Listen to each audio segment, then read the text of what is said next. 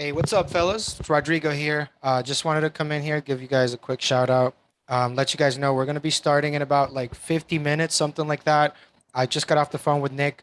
We have some really, really interesting things we're going to go over today when it comes to trading, options, strategies that we're using in the market. We did have a great day in the chat room Friday. If you weren't there, you missed it, but good luck. You can still get in. So we're going to be here in about 50 minutes. We're going to talk about a whole bunch of stuff, trade ideas, options, education, real trades, volatility, what's happening outside and how we can make money out of it here, right, with our trading accounts. So any questions, guys, put them in the chat. But again, I'll just be here tuned out for a bit. And we're going to get started about 4 p.m. Eastern. So like 1 hour, something like that. And we'll see you guys here in a few.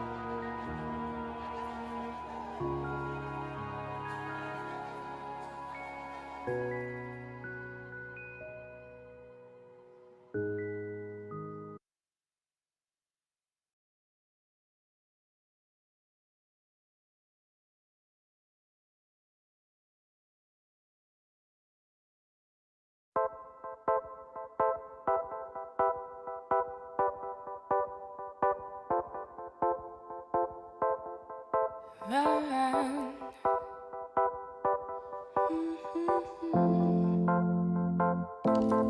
One with your life, not behind the scenes, on the streets. The shadows broken, swept away, swept away, swept away.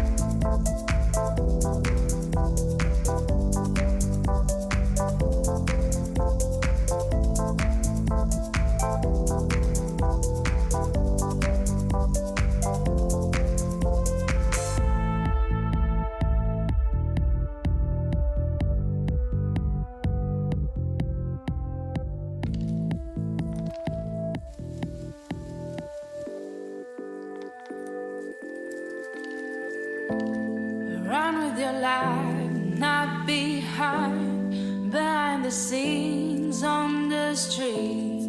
The shadows broken.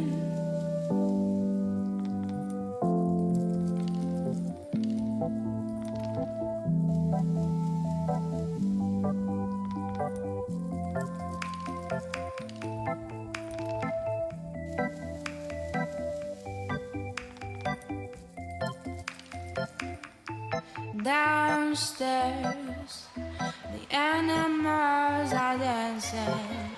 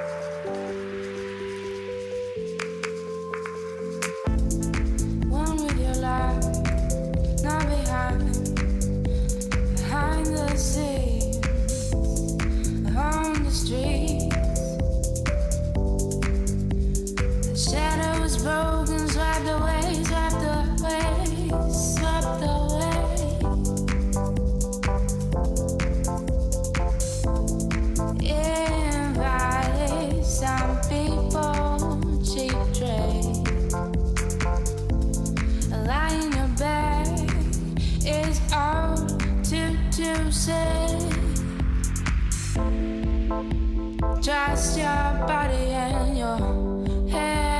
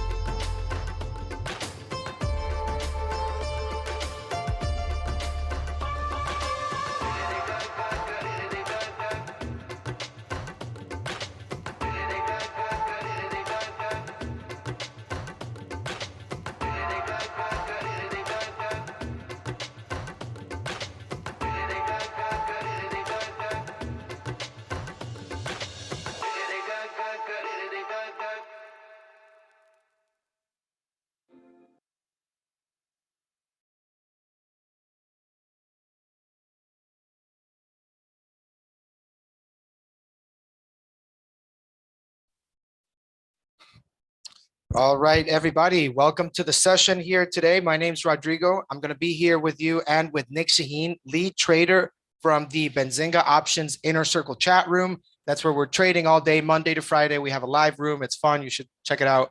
We're going to be talking about a couple things today. A couple shout outs here in the chat. We got Andy Roberts. What's going on? Good to have you here, man.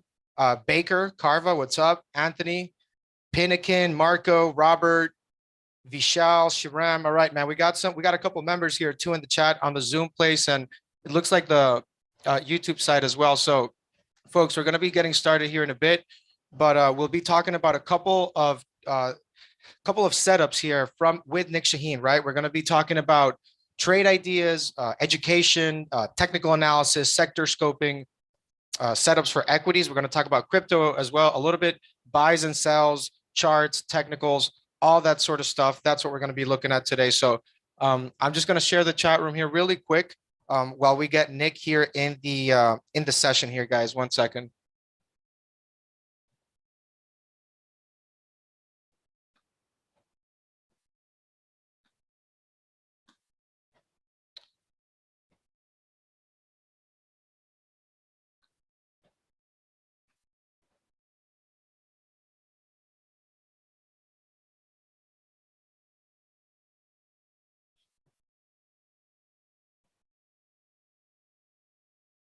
All right. Okay. So that's the chat room, guys. That's pretty much where we were during this past week, right? Together, everybody with Nic, right? He's pretty much like the lead trader, educator, mentor. So there's a lot of education there. There's a lot of camaraderie, right? Everybody's working together, trading together. And Nic is sharing his screen live Monday to Friday, pretty much doing live call outs and giving live feedback, as you guys ask him stuff in the chat room. So it's pretty much like immediate, right? You're there with him live all day. So, all right, let me just get this going here really quick, guys.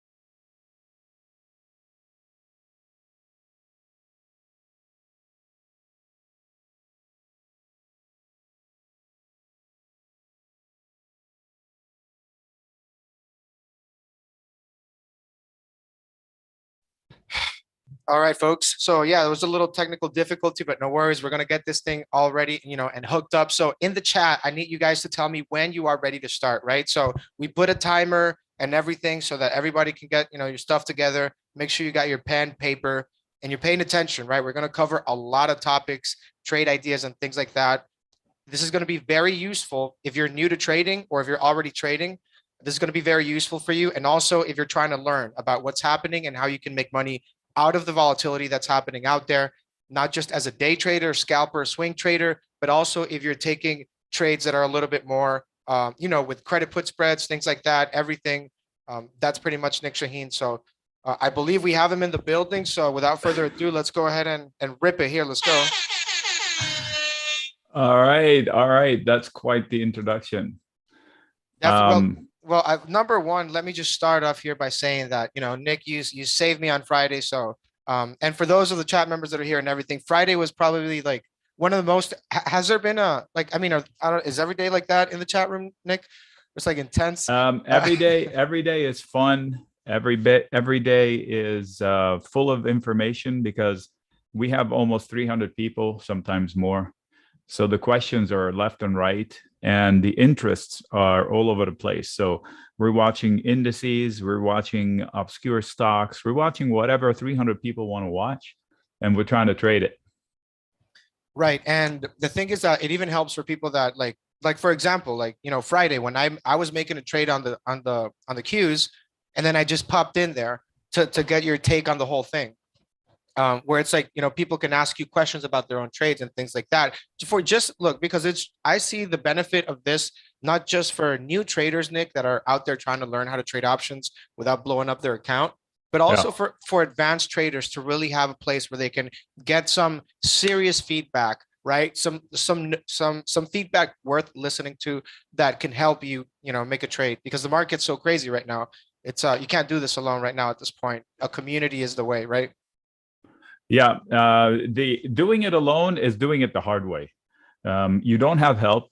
For example, if my expertise is one thing and somebody else in the room's expertise is something else, you're not going to make mistakes. If you want, I can share my screen. I have some stuff.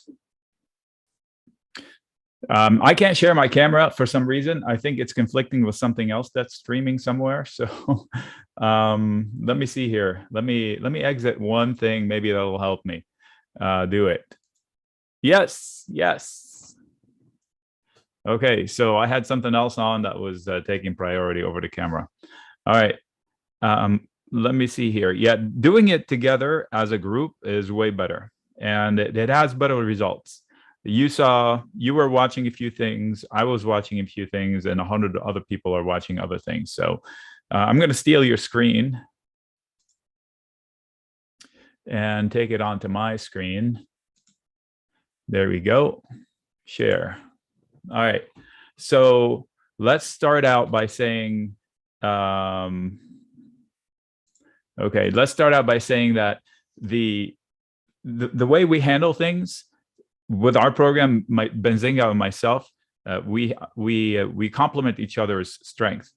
I do well managing everybody that wants to trade, and they do well supporting this effort from every which way we can. So we have a playground, and if I go into my whole thing here is my playground, and we have the getting started page, which supports the whole effort. Let's say different level people join the group, they can get acquainted with whatever level options they want. We have a video for it, and they're modular, so you can pick and choose whatever you want to watch.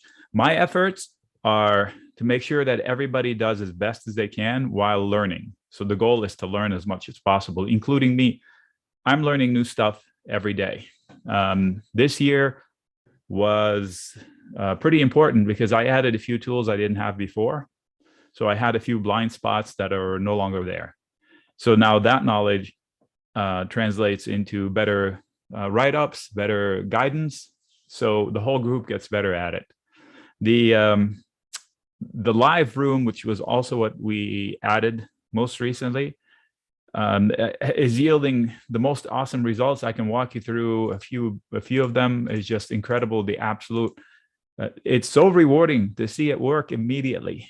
So what do? We look up a ticker that somebody's asking for, or something that we've been tracking, or just the markets in general. So every day I do have 2 or 3 screens going, and this is one of them. But I also have other screens, like I have one show that shows multiple charts at the same time. So every day I'm watching the S&P for us. Before the market opens, I have a whole write-up. So we would have a plan as to what to do and the level we're going to cut through. So like right here, we knew that as soon as we take out this level from before, Friday was incredible, right? But we knew from days before that if we had a breakout, that it was sustainable. Cluster of resistance, I expected them to die on Friday, but nope, they took that extra leg, which apparently in hindsight was Wall Street bets, which I hope is not true, because if they get involved with the S&P, that's game over. It just wrinkles things. So anyway, we are ready for the downside, for the upside. So we're ready to trade, and we trade however fast we want. So the opportunities are all over the place. The team is super supportive. I trust Benzinga. I work with Benzinga, not for Benzinga, which makes it even more important because I trust them completely. And if I fall short, they will give you your money back. I would be shocked if you join our program if you don't come out a better trader. Whether you like me or not, I guarantee it that you will become a better trader because of the information that's in there. We have so many different people with so many different styles. We have people that like to short, people like to go long. We have people that do options, futures, currencies, anything, crypto. We have everything. So it's a pretty good environment, makes it fun. Rodrigo pops in there, and when he does, he makes money. He had a great Friday. So we have a lot of people that did well because we were ready. We were ready on the bear side. We made money. We were ready on the upside. So the dips were bought. For example, 2 days ago, Tesla dipped, was falling out of control, forgot why. I said, listen, this looks good. Let's get long. They said, how? I said, it doesn't really matter. The rally should be big. I picked June calls that were cheap, and those calls ballooned in the next 2 days. You know what Tesla did Thursday and Friday, especially Friday. So here, let's check it out. So you can see as they took one leg higher and then another leg higher. Well, we got long down here. And who's we? Anybody in the chat room. Up to 300 people that day we had, maybe 280. So the message was clear. I'm buying Tesla, a medium conviction, small money in $200 is not a lot of money per contract for this stock. So it was get long, the move could be big and could still go higher, but with a caveat. I don't know what to expect this week. I have a hunch we're going to dip sometime, maybe Tuesday, Wednesday, just out of nowhere, just to establish a little better footing. So the overall market environment, turn off the news. The experts don't know crap. Why? Because this is something they've never seen before. We've seen the Fed try to control the economy in 2018 and they failed. In 2018, if you don't remember, they were doing the same thing they're doing now, raising rates, selling assets off their books. And he said the same thing, what he's doing now. He said, I'm on autopilot, Powell. And then the market crashed. This time he said it, but not in the same words, and nobody picked up on it, thank God. But they corrected anyway. He said that he's raising rates 2 times more, so basically through the summer. And then he's raising, and from now, he's doing 6 months worth of asset selling. That's autopilot. If you have through the summer rate hikes and through the end of the year, pretty much QT, quantitative tightening, you've committed to an autopilot program for at least the rest of the year. So I don't know why nobody picked up on that. But anyway, the market corrected. Starts on June 1st, QT, right? What does? The QT that he's. I think they already started. If not, yeah, sure. But he committed 6 months of it, whatever it was. So he's out to destroy the economy. See, I'm not afraid. I'm not afraid of what he's doing. I'm afraid of what he's saying. He's saying, I'm going to do this, even if I see the economy get demolished. Right. What if so would that be bullish for the market or bearish for the market if he does what he has to do, or if he doesn't do what he has to do? I think that would be bullish for the market because he's going to destroy the economy. And he's going to go down in the history books as the worst guy that ever take that position. That's my opinion. Either that or he's just brilliant, way above my comprehension. He failed already in 2018. He's trying again now. The problem is the politicians, the yakety yak guys out there, put pressure on him. You got to deal with inflation. But nobody told him, you got to deal with inflation, but don't destroy the economy in the process. Somebody didn't say that. So I would rather pay more for milk. I live in California, so I pay already over $7 a gallon for gas. Let me live with it. Just don't destroy my economy. So if my house is worth $1,050,000, $1.5 million now, I don't want it to be worth 700 when he's done with it. So that's what happened last time. They just crushed everything. So they need to, slow down with the rhetoric. Stop with the yak. Do what you need to do. Stop saying you're going to destroy the economy at all costs. That's what scares people. So Wall Street does not like question marks. They don't like uncertainty. They want somebody to be able to tell them, listen, this is how it is. And it's going to be like that. Deal with it. They will deal with it. But when you keep this cloud over the economy saying, I'm going to raise whether the reports come out good or bad. So I don't know why we're plastered watching what the GDP does. He's not watching. So it doesn't matter what the GDP is going to be. They just revised it down a little bit. Right. The forecast. Yeah. So, I mean, it's pretty, so we can safely assume, right, that, it's just, there's a lot of stuff happening out there, right? But either way, you can still profit in these markets, Nic. What I'm saying is you can profit if you just don't listen to the news and trade what's in front of you. They say, Wall Street has an adage of price is truth. I'm fidgety because my back hurts. I'm sitting in this chair too long. They say price is truth. That is an absolute truth. So what do? You open a chart. This is a daily 1 year S&P data. First of all, you open a weekly to see who's in control. The buyers are in control. The bulls are in control on a weekly chart. Over the last 5 years, the bulls are in control because we were down here. We're up here now. There's no doubt about it. You get to the daily. Now they're going sideways to down. So then now recently, if you get to the 15-minute chart, the bulls are back in control. 30-minute chart, questionable because we were here. We're slightly higher, but you can't tell if they're fighting over it or what. So anything above that is going to be the same way. They're fighting over control. For the last 3 days, the bulls are in control. Anything longer than that, they're establishing, is this a bottom or is this a rest point before we get to the bottom, which would be about 10 to 15% lower. That's the question. So I don't need to watch freaking CNBC for them to tell me this. I don't care what Buffett says. Don't need his input either, because I can trade this information without anybody's help. Okay, so this is simple as that.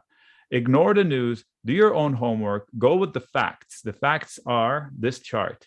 Sub that, inside that, trade the other facts. For example, if you know Tesla at that level, trade that fact, trade their P&L inside this bubble of the market, because Tesla will rally if the market is rallying.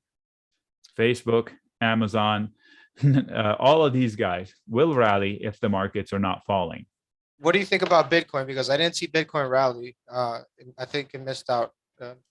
Okay, so Bitcoin, you know my story with it. So I do invest in crypto. I've done very well. I am in a trade that I shared with the team in November.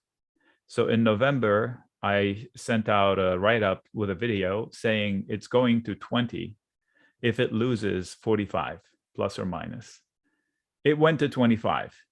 And I said, the way it gets to 20 is by losing footing around the mid 40s, which is right here, and then falling to about 33, trying to recover it. And if it fails, which it failed at 48, it will lose 33, get down to 25, 28, and then try to recover 33. And if it fails, which is failing, it's not tried yet, it will lose this one for its last stop.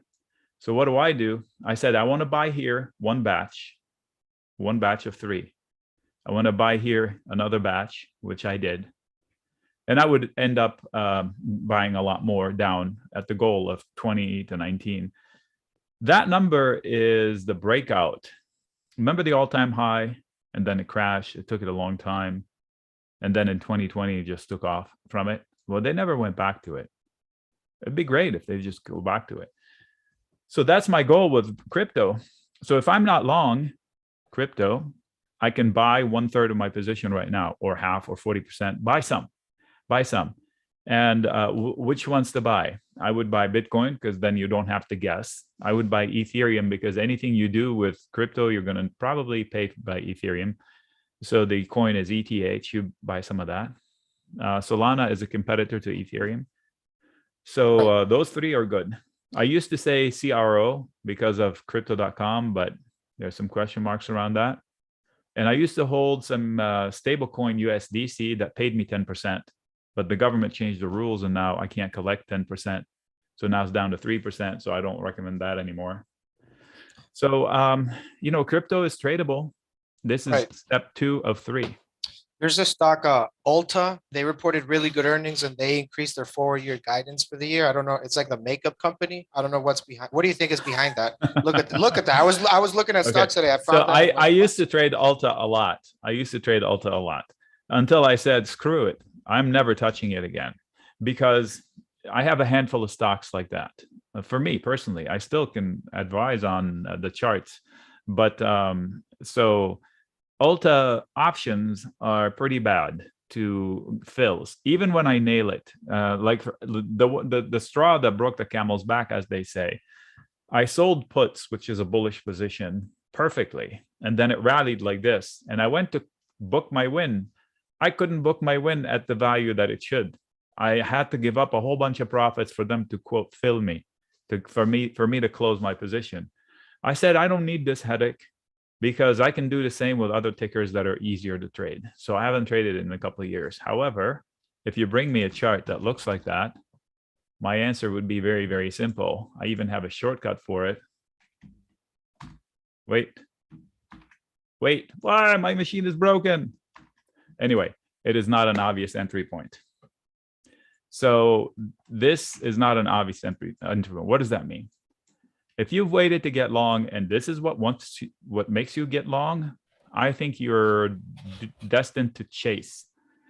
This is where the people that got long here are going to sell you their profits. This is where it failed before and before and before and before and before and before. Why is this time different? So the idea with this is up here, I would either buy the dip if it comes for better footing, so you can try to be in at a smarter level, or chase the breakout from here as a trade, not an investment. So if you're an investor, you missed the boat, wait for a dip. If you're a trader, if you're pretty fast, maybe you can trade this, or wait for the dip so you can have an attempt at taking that out. Or the better one is to chase it after it breaks out if you're a trader. So the investor is too late. The traders may be too late. If not, you have to be nimble. So that's a daily chart. So if we go to 120, yeah. So earnings have never been the problem with Alta. I mean, they're a well-managed company. They're in demand. They're popular. Same style of stock as Lululemon. They trade the same way. I don't trade Lulu. Same reason. Very hard. Same with Shopify. Very hard to actually get fills on the quote. So be careful with timing on Alta. What else you got? We're jumping in right there. Are we jumping in with the charts or what? Lucid. Okay, we'll do Lucid. Hi, Eve. LCID. Here's a note about Lucid. Apparently, there's another company called Lucid, and people have mistakenly thought that Lucid was reporting when Lucid was reporting in the other Lucid. Okay, so I'm not a fan of the PNL because there isn't anything there. So that's the caveat. So you won't hear me cheer for it. It is not a Tesla killer. It's not even in the same category as Tesla. It has great technology, it's a great car. That aside, I'm talking about the business opportunity. When they sold 500 cars total, they only have the capacity to do 12 to 14, according to the company. Even though their facility can house up to 34, I think they're not slated to produce more than 12 or 14 on the high end of their estimates. I could be wrong, but I'm pretty sure about that. So it is right here. You do have an inverse head and shoulder forming. So if you take out 20.5, 20.4, you could end up somewhere around the mid 20s, 24, 25, just from that little inverse head and shoulder, even just on a daily chart. Where are my lines? I'm surprised. Oh, that's because I'm in the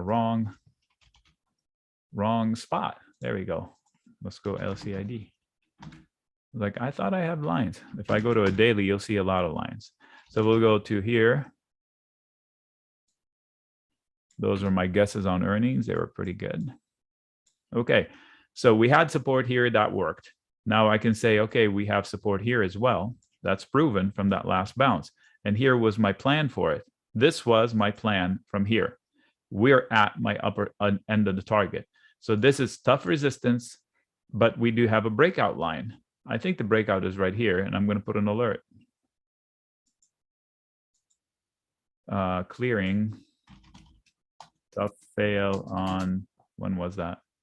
May 6th, May 4th, 5-4, 25 question. Hey, mark. Nick. Yeah. Hey, I don't know what that was, dude, but like there was like a noise outside. The light went off for like a little bit. It came back right away, but Not here. no, here, I'm saying here. Oh, Yeah. yeah, okay. But I didn't hear anything on your end, so. yeah, no worries. I got back in, but Are you yeah, okay? Is the end of the world happening over there? No, no, no, not Is it yet. But Red Dawn situation? Bring out your weapons. what you're looking at, Lucid? Lucid, yeah, we're looking at Lucid. Somebody requested it. I think it was Eve. So I just gave Eve my perspective. So up here, if I'm not long, if I take a long, I'm betting that it will fail. It would break out this time. So just like the other one, if I'm investing in Lucid, don't take all in and leave room to add later. Don't add to the risk after the fact. Like if you usually want to buy 100 shares, don't buy 100 shares and then add another 100 later. Take half of the 100 so you can add the rest of it later. Lower or higher, it doesn't matter, but that's the only way you can manage your trades. If you go all in, then you're forced to average down. Never average down, never. That is a horrible idea. I don't know one good, successful professional trader that actually condones it. Averaging in is fine. You take a position and then you take the rest of it later. But taking a full position and then deciding that, oh, shoot, my position is stinking now and I should add to my problem. That is not a good idea. But buying a position and then knowing you're going to add some later, smart.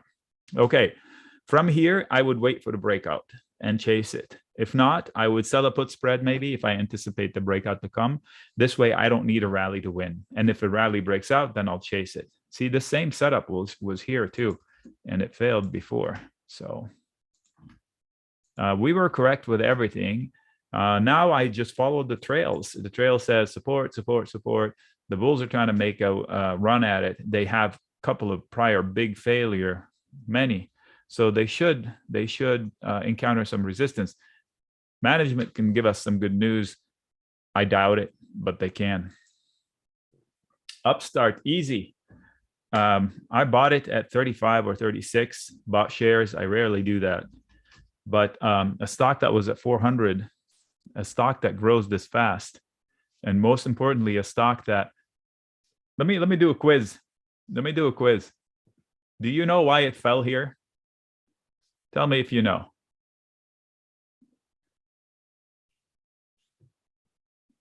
I know earnings, but what in the earnings that scared people on Upstart?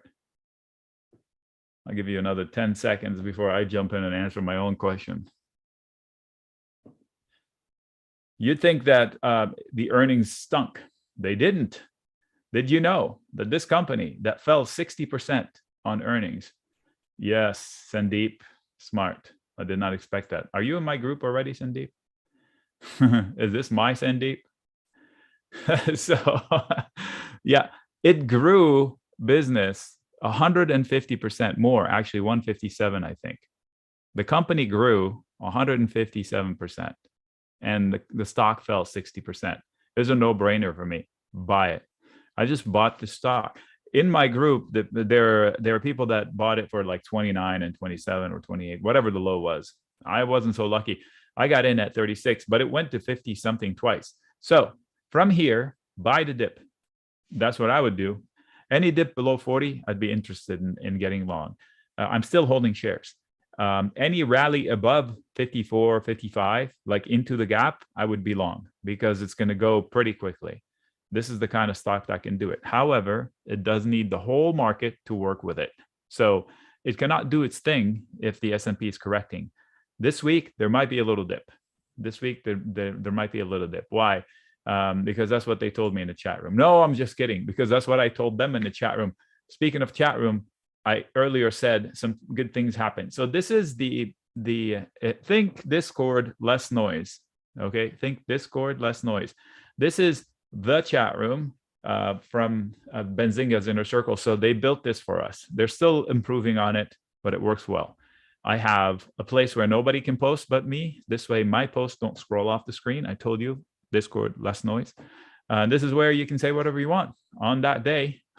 This is a California person. I know this because every day he goes, good morning, and it's like 11 o'clock, my time in California. So clearly he is not a morning person. He's like my son, but now it's a joke. So he shares his winnings, and these are his 100% wins from the feedback that I've given them in there. So there's no better way of showing how well a place worked than to hear it from the people who are in it, that are paying to be there. So the the room is lively. This is a chat room. So let me circle around. I've been doing, by the way, I didn't introduce myself. Hello, my name is Nic Chahine. I've been working with Benzinga since 2011, I think. I am not from Wall Street. I'm an engineer who figured this stuff out on my own. So I've been doing credit spreads from the earlier days of credit spreads, and nobody was doing them in Benzinga, and Benzinga took my channel. So I started providing write-ups about credit spreads. And then I added this, the chat room. I said, wouldn't it be nice to have a place where people have recourse? Like, I know I send out write-ups. How about giving them a place where they can come ask questions? So you can direct message me, or in the plain thread, tell me what's going on. So this worked out so well that I took it a step further.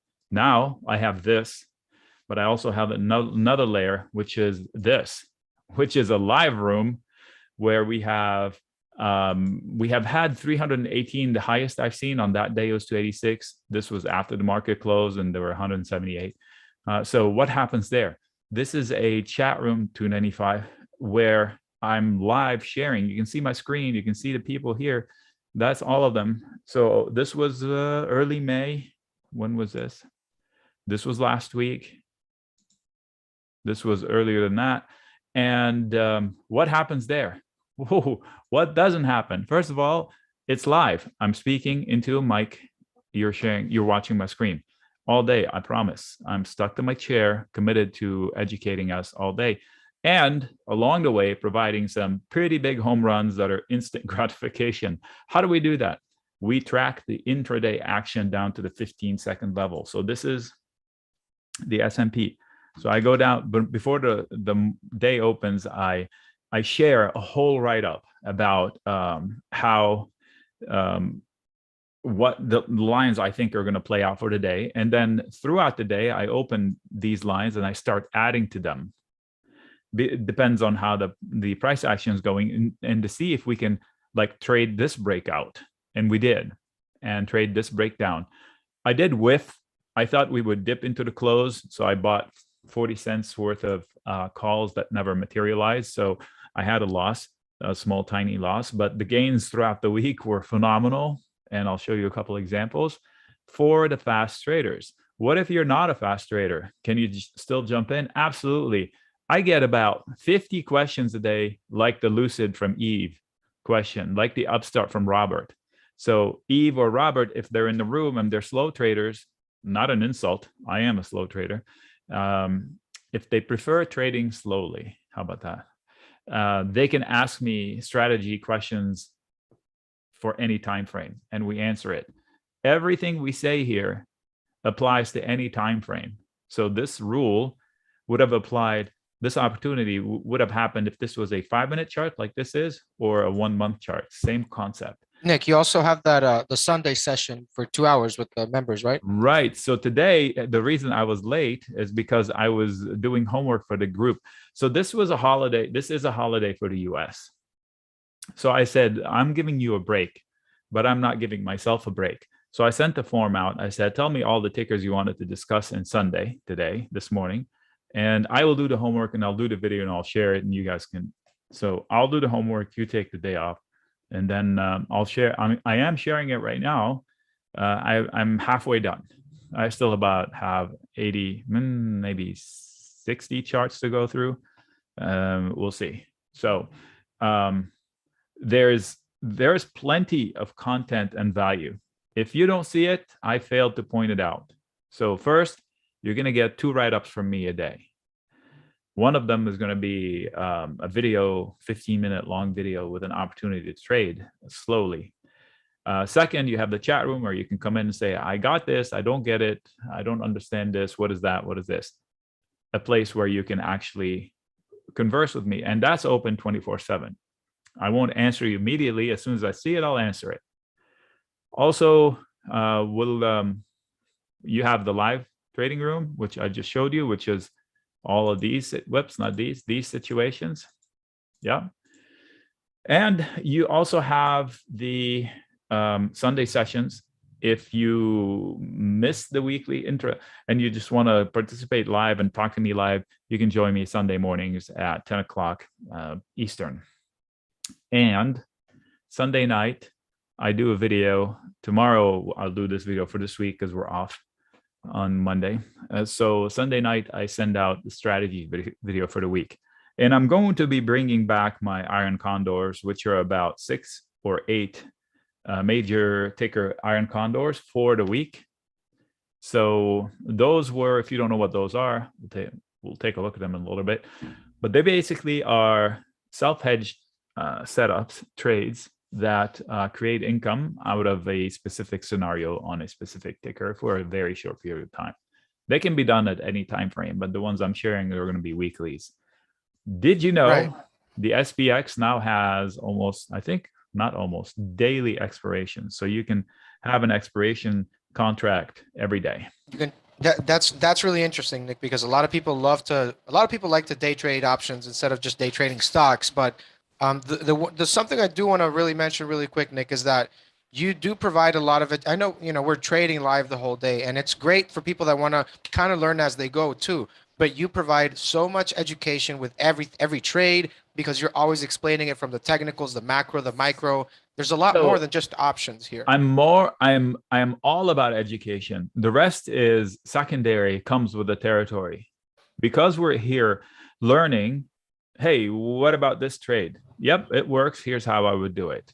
I'm all about education. I am not a good trade alert system. So if you join and say, where are your trades? You're missing the point. You're going to come out of this bulletproof chart reader, bulletproof concept options knower. And if you don't want to, I am here for you. I read charts pretty well. I taught myself, so I didn't learn anything from anybody, and I can teach you in plain, simple English. And if you spend a week inside my live room, I guarantee it that you will learn so much more than you've learned your entire life trading on the charts that you're going to say, I can't believe it's this simple. Wall Street makes you think it's complicated, makes you think your mind is too feeble for you to know. They are full of shit. This is, oops, beep that out. This is not difficult stuff to know what the charts are saying. And it's simple. Look at my charts. I don't have a million things on there, right? So this is the intraday stuff. Everything you see is hand drawn. These are my notes, one at a time, one line at a time. I do use tools. Like I used volume profile, for example. Where is it? It's not on here. I use volume profile. Something wrong with it. I need to go set it up. I use a harmonic tool that I don't know how to draw harmonics, but I know how to use them very, very well. And they do make us a lot of money every day. So let's see. Somebody mentioned Upstart AMC. I hate AMC as a company, but I can trade it. No issues. You want to trade it? We'll get in and trade it.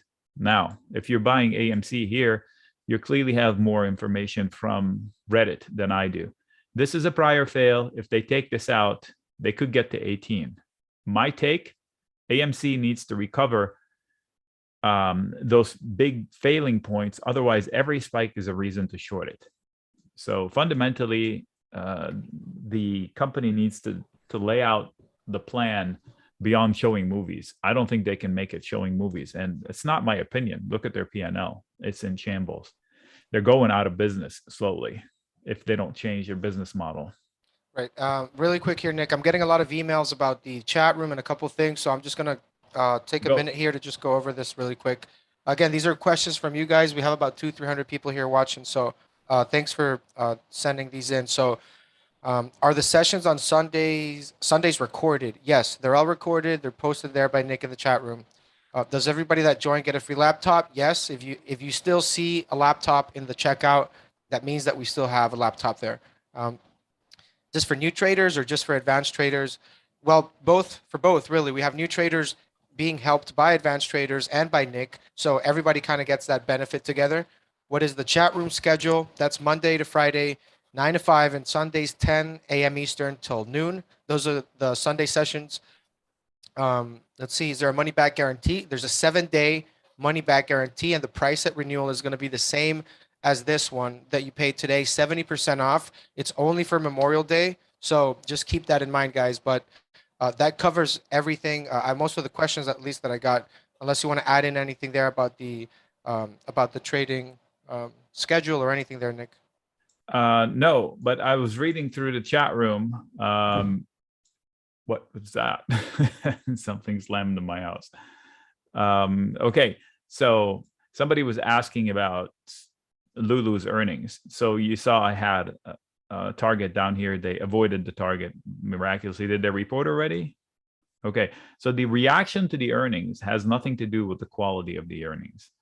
I know you don't trust me, but I've offered irrefutable evidence on that. And the simple one is Apple. They've had, I think, one positive reaction to 6 or 7 of the last earnings reports. And I can guarantee you it has not had one crappy report. So why did it have 6 crappy reactions? It's not about the report. It's about the expectations, the human element. So don't think that, oh, I think they're going to report good numbers, therefore I need to buy calls. Nope. If you want to trade the earnings, you come to me half an hour before the earnings day, and I'll tell you where the options are going to take it. And I did not miss one last week.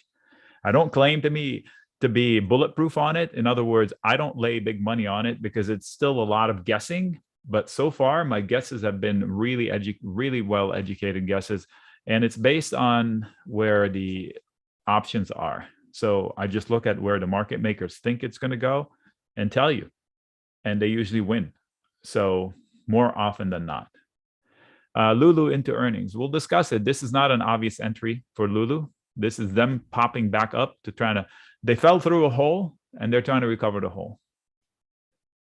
Right. So where do you see right now the cues right now, the NASDAQ, tech in general? The cues, the whole market is the rally too fast.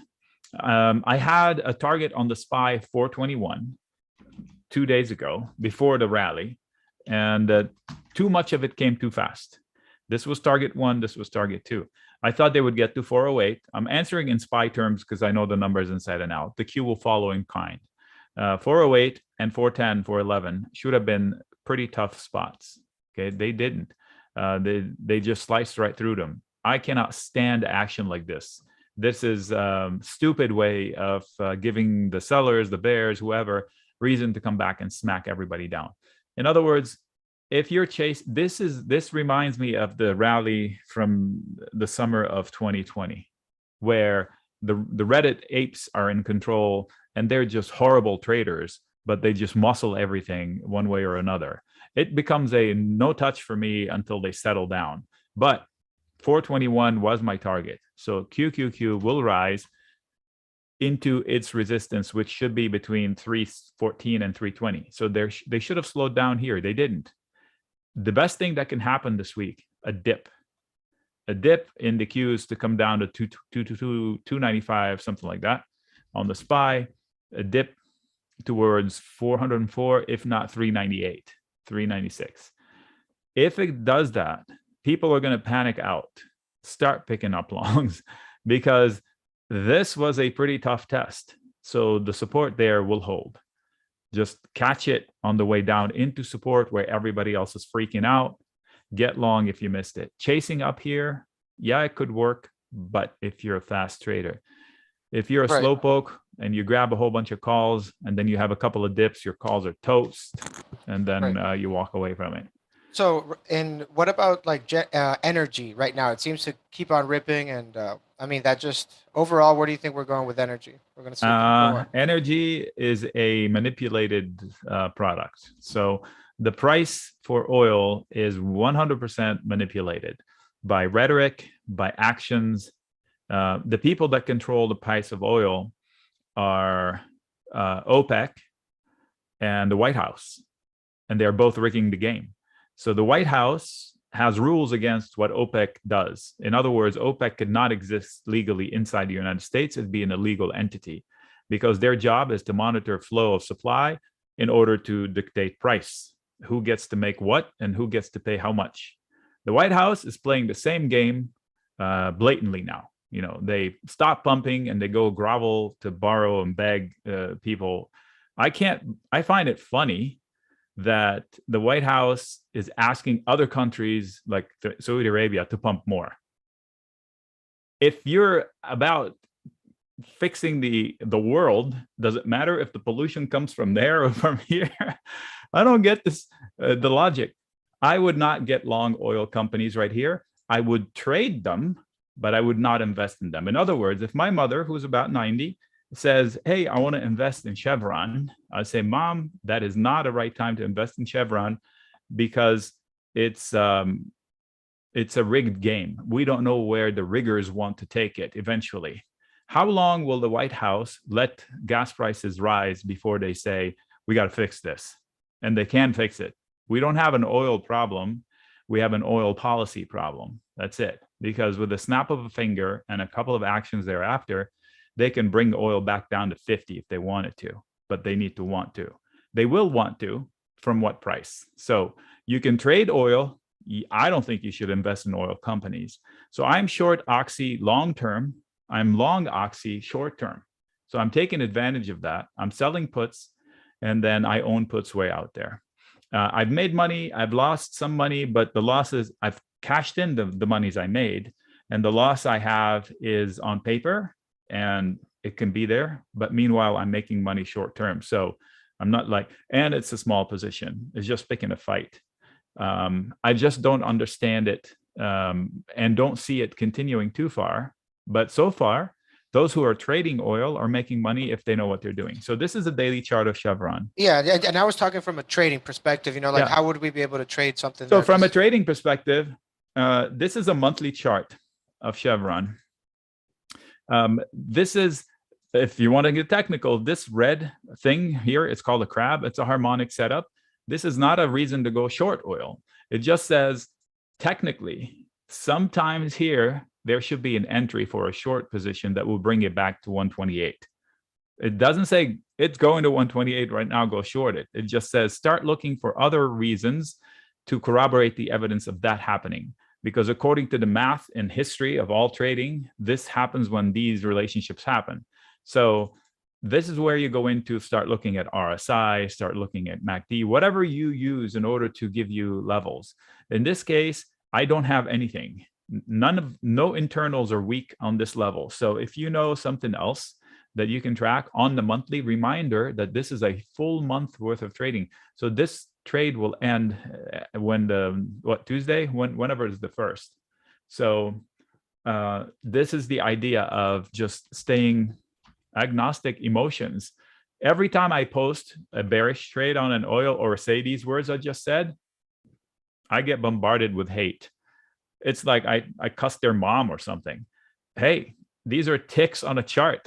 Don't give two rips about the company behind it. So don't be so involved. Just trade the facts and stay unemotional. I am confident that people that buy the stock here will have heavy losses this year, if not next. I am confident. This I can tell you. When, I don't know, but I am confident. If you're investing in oil up here, you're going to be in pain. I am very confident of that fact. So I would sell a call spread into this enthusiasm. Okay, all right. And now the other thing I wanted to ask you is what do you think about the real estate sector right now overall, not just in the market, but trading wise from the chart? I'm afraid about real estate because there are so many question marks, mainly because they also say don't fight the Fed, right? So if they say don't fight the Fed is out to destroy real estate because it's out. Its tools include raising rates. So I recently went to see the premiere of Top Gun. Good movie, by the way. Go see it. I went with friends, and one of them is a real estate developer. He deals with commercial real estate, big sizes. And he said, man, that's killing me. The Fed's killing me. He said he has a bunch of deals that are about to die because they structured the deal based on one price, based on one payment. And now the lending went 1.5 points higher. And 1.5 points on a basis of 2.5, that's a big chunk. So how will that play out throughout the economy? I don't know. I can tell you one thing, that there are a few facts that string everything together to tell you that the Fed is going to be able to crush the economy that way. So first of all, let's back into it from the bottom on up. Consumer spending is 2/3 of the economy. That is not my number. That's from the government. 2/3 of the economy is consumer spending. And most of the spending comes from the people that own houses and have stock accounts.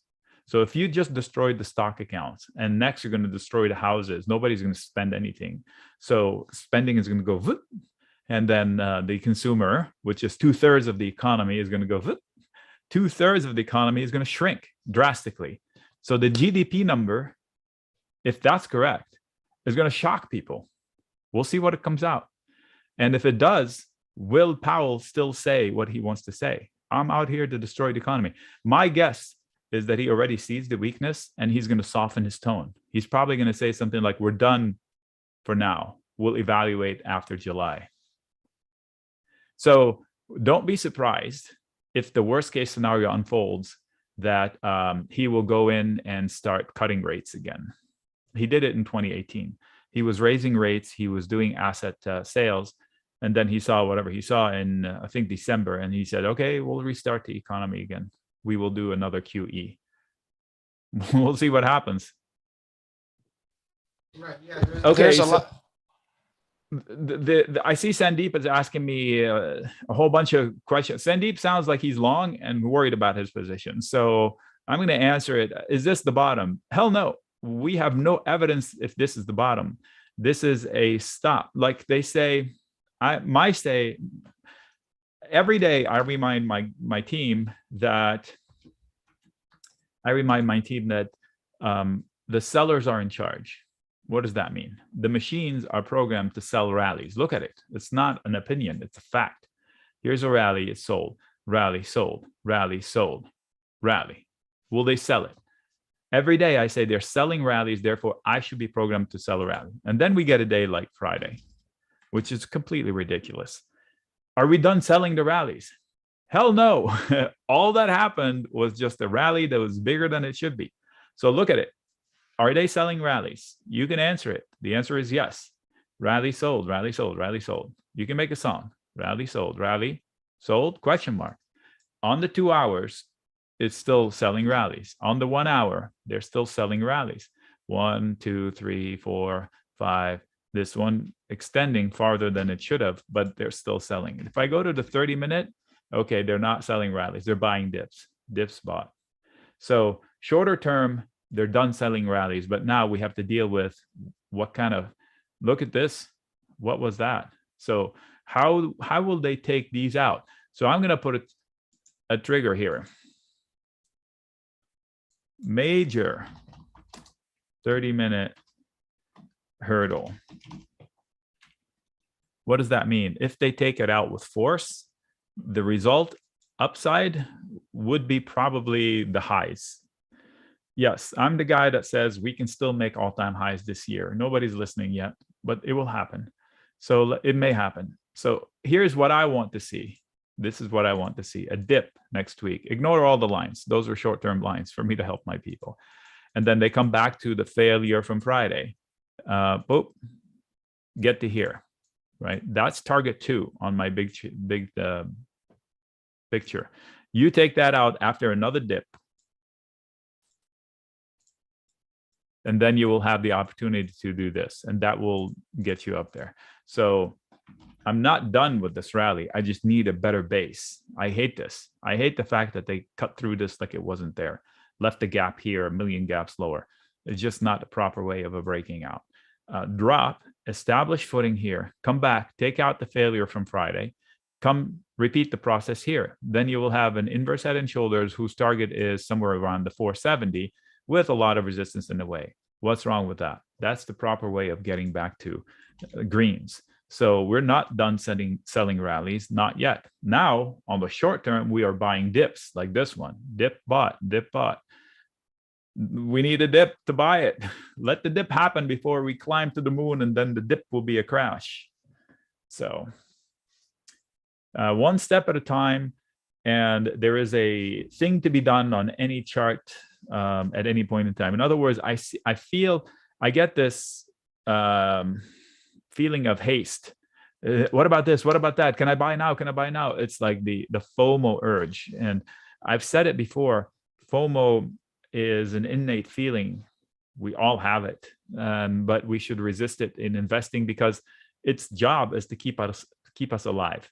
So we have that FOMO because, look, we don't have any claws and we can't fight. We have to use our brains. We have the fight or flight mentality. So the flight mentality gets us, instinct, I should say, gets us running when everybody's running for no reason. You see everybody running out of a building, you're not going to run in. Your instinct is to chase with them. You don't know what's in there. You know it's bad enough that they're running. So in this case, you want to run back in when you're investing. Maybe somebody, I always say it, it's a joke, but maybe somebody left a wallet, a pot of gold. Maybe something is worth saving, a good sandwich. I don't know, something back there. So it Nick, is really quick here. Just want to give a shout out here to BRXY. Welcome to the family here. Let's go. All right. So if you joined, pop into the chat room. First of all, go to the video section if you need some basic training and write down 1 million questions and come to me, ask me 1 million questions. Everybody else does. You shouldn't be any different. Pop into the chat room, say hi. I'll get to you when I leave here. Say hi. And then Monday, Tuesday, you will have a write-up in the morning before the market open. Go into the chat room. I have a section where I'll post the morning note and I'll have a link for the live room. I change the live room all the time. So click on the live room. You'll pop in there if you want to chat, if you can. If you don't have that time, that's fine. The chat room is open 24/7. I'm pretty sure you have a minute in your 24-hour schedule to pop in and discuss some things off hours. Okay, awesome. Okay, so again, I forgot the name that signed up. I promise you, you will be a better trader when you leave. I promise you there's value. And if you don't see it, let me know before your period runs out, because Benzinga will give you a way out if you don't like it. So you're really not risking anything. Good job. Okay, we can take another ticker if you want. Yeah, so let's take a, well, you already covered Tesla, right? Earlier? Yeah, I kind of did. Let's pick something else. How about this? S. What is S? That used to be Sprint. Who is it now? Sentinel-1. Do I have lines? I do have lines. Okay, so look, the last time I checked on it, I said, don't let it lose this. Otherwise, it comes down to here. That was the case. And I said resistance zone. So that's still good. This is a daily chart. So I'm going to move that to here because that whole area is a problem area. And I'm going to move that guy to here. Okay, so this is now a support line that you cannot afford to lose because that opens a new trap door. This is not good. Sales are growing, but the spending is growing faster. That's not good. So technically, not knowing what this company is all about, there should be sellers into 28.5, 29. The machines will sell it somewhere in here. So technically, you have resistance. If I do this, I would even dare put a line in here. This is going to be resistance. So I would not buy it into this. Buy it on a dip back into the base if you wanted to, but this is not a stock that I would cover for myself. Like if I was trading alone, I wouldn't touch that with a 10-foot pole. However, if you do homework on the company and you see something fundamentally that makes you want to own it for a long time, make sure to not go all in. And do not add. Do not average down ever, especially in a stock like this. You can average in. We discussed that earlier. So if you wanted to own 1,000 shares of Sentinel and you already bought 1,000, you're toast. You're done. Stuck. If you buy more now, you're just making a problem bigger. That's not good. If you bought 500 and you left room to add another 500, you can add another 200 or so. So here's a specific question.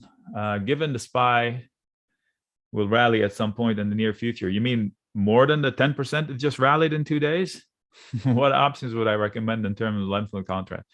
I would recommend selling put spreads, which is a bullish position that does not require a rally to win. And when I see a reason for a rally, I would add a call spread.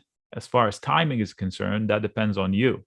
So the question is, what type of option trade would I take, and which contract will I take it with which I'll take it? So I will go to the options. So this is my practice platform on E-Trade. I am not recommending it.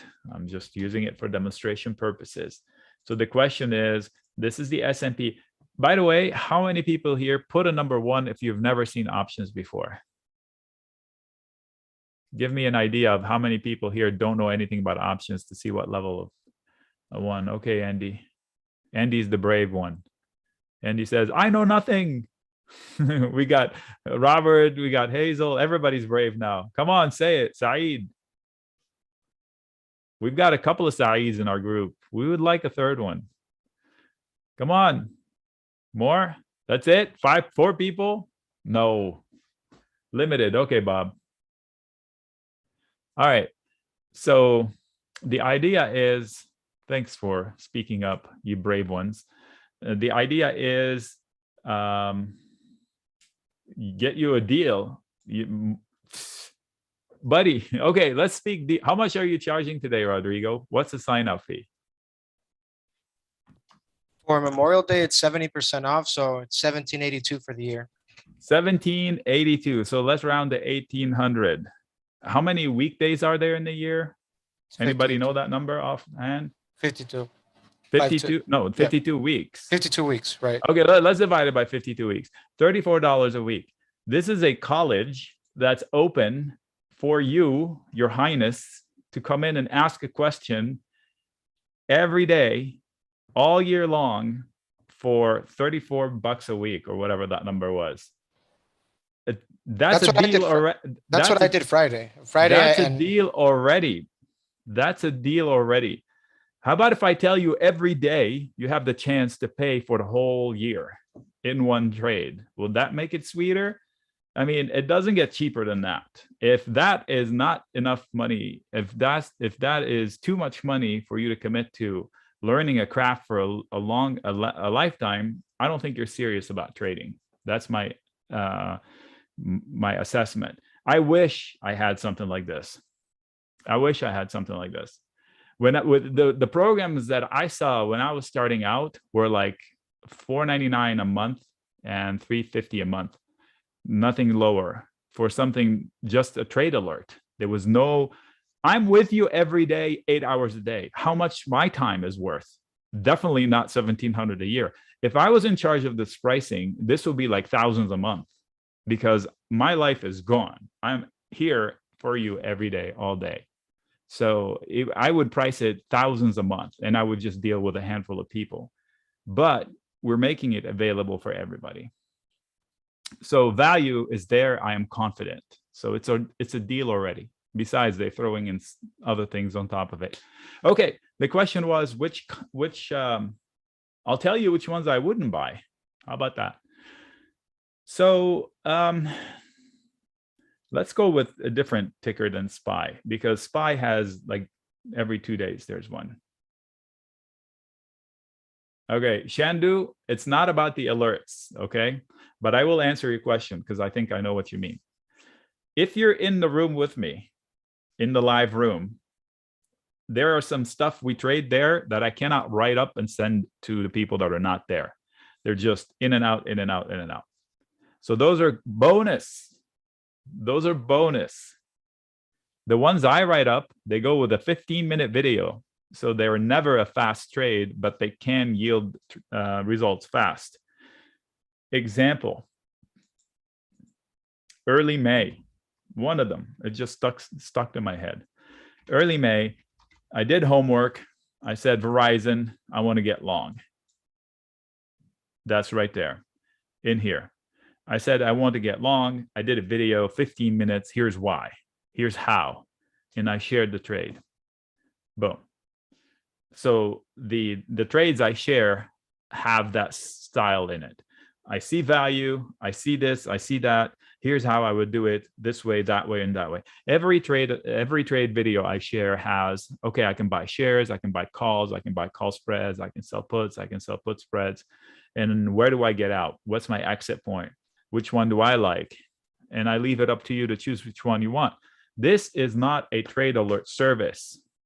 I provide my setups like one, but if you're thinking that this is a perfect trade alert service, you're missing on the bigger advantage here. I'm showing you how to do this on your own, and I'm hoping you would stay to continue doing it with me, even though I give you everything to fly free all on your own. So my choice, swing trade alerts for me. I like to swing trade into like 3 weeks.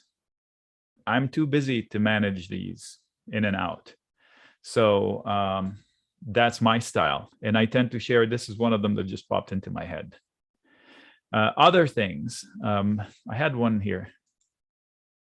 This one. These are iron condors. That will answer your question, Shandu. So Shandu is asking what type? Lockheed Martin and gold. They were almost the identical trade setup. Let me go through and show you. Lockheed Martin, when we started the war, let's go to a daily chart. It spiked with the Ukraine. So late February, right? And then it rallied hard. And I was like, wait, that's overdoing it. So I said, I want to short it. So I shorted it. I sent out a note and I shorted it with a credit call spread. You can't see the words, but they're there. Credit call spread. I said there's a resistance up here. And then I said, or a debit put spread. So I sent out a note. I said, I like this company. I've traded it before, but I think this is ridiculous. And I want to try and short it. So I shorted it. The credit call spread is a bearish position that says, hey, I don't need a drop to pay me. I just need it to stop running. So that was one way. I also shared a debit put spread, which means I buy a position below current price. And if price falls, I make money. I need price to fall for that one. I said you could do both and you'd be really short. And if somebody did both, they won well. I only did the top one. And then after the fact, when it fell to here, I said, I don't hate the company. I just hated how it rallied. So I'm going to do the opposite. And I went with a credit put spread, which is also called a bull put spread, a bullish position that does not require a rally. It just needs it not to fall into here. And they all worked out. As a result, we had 37% yield. First, we set the bearish side. Then we did the bullish side. They both won for maximum gains, 37% yield on money at risk. And that's not counting those who did this. So good reward. Same with gold, same exact thing. So, shorted that rally with this guy, the credit call spread and or debit put spread.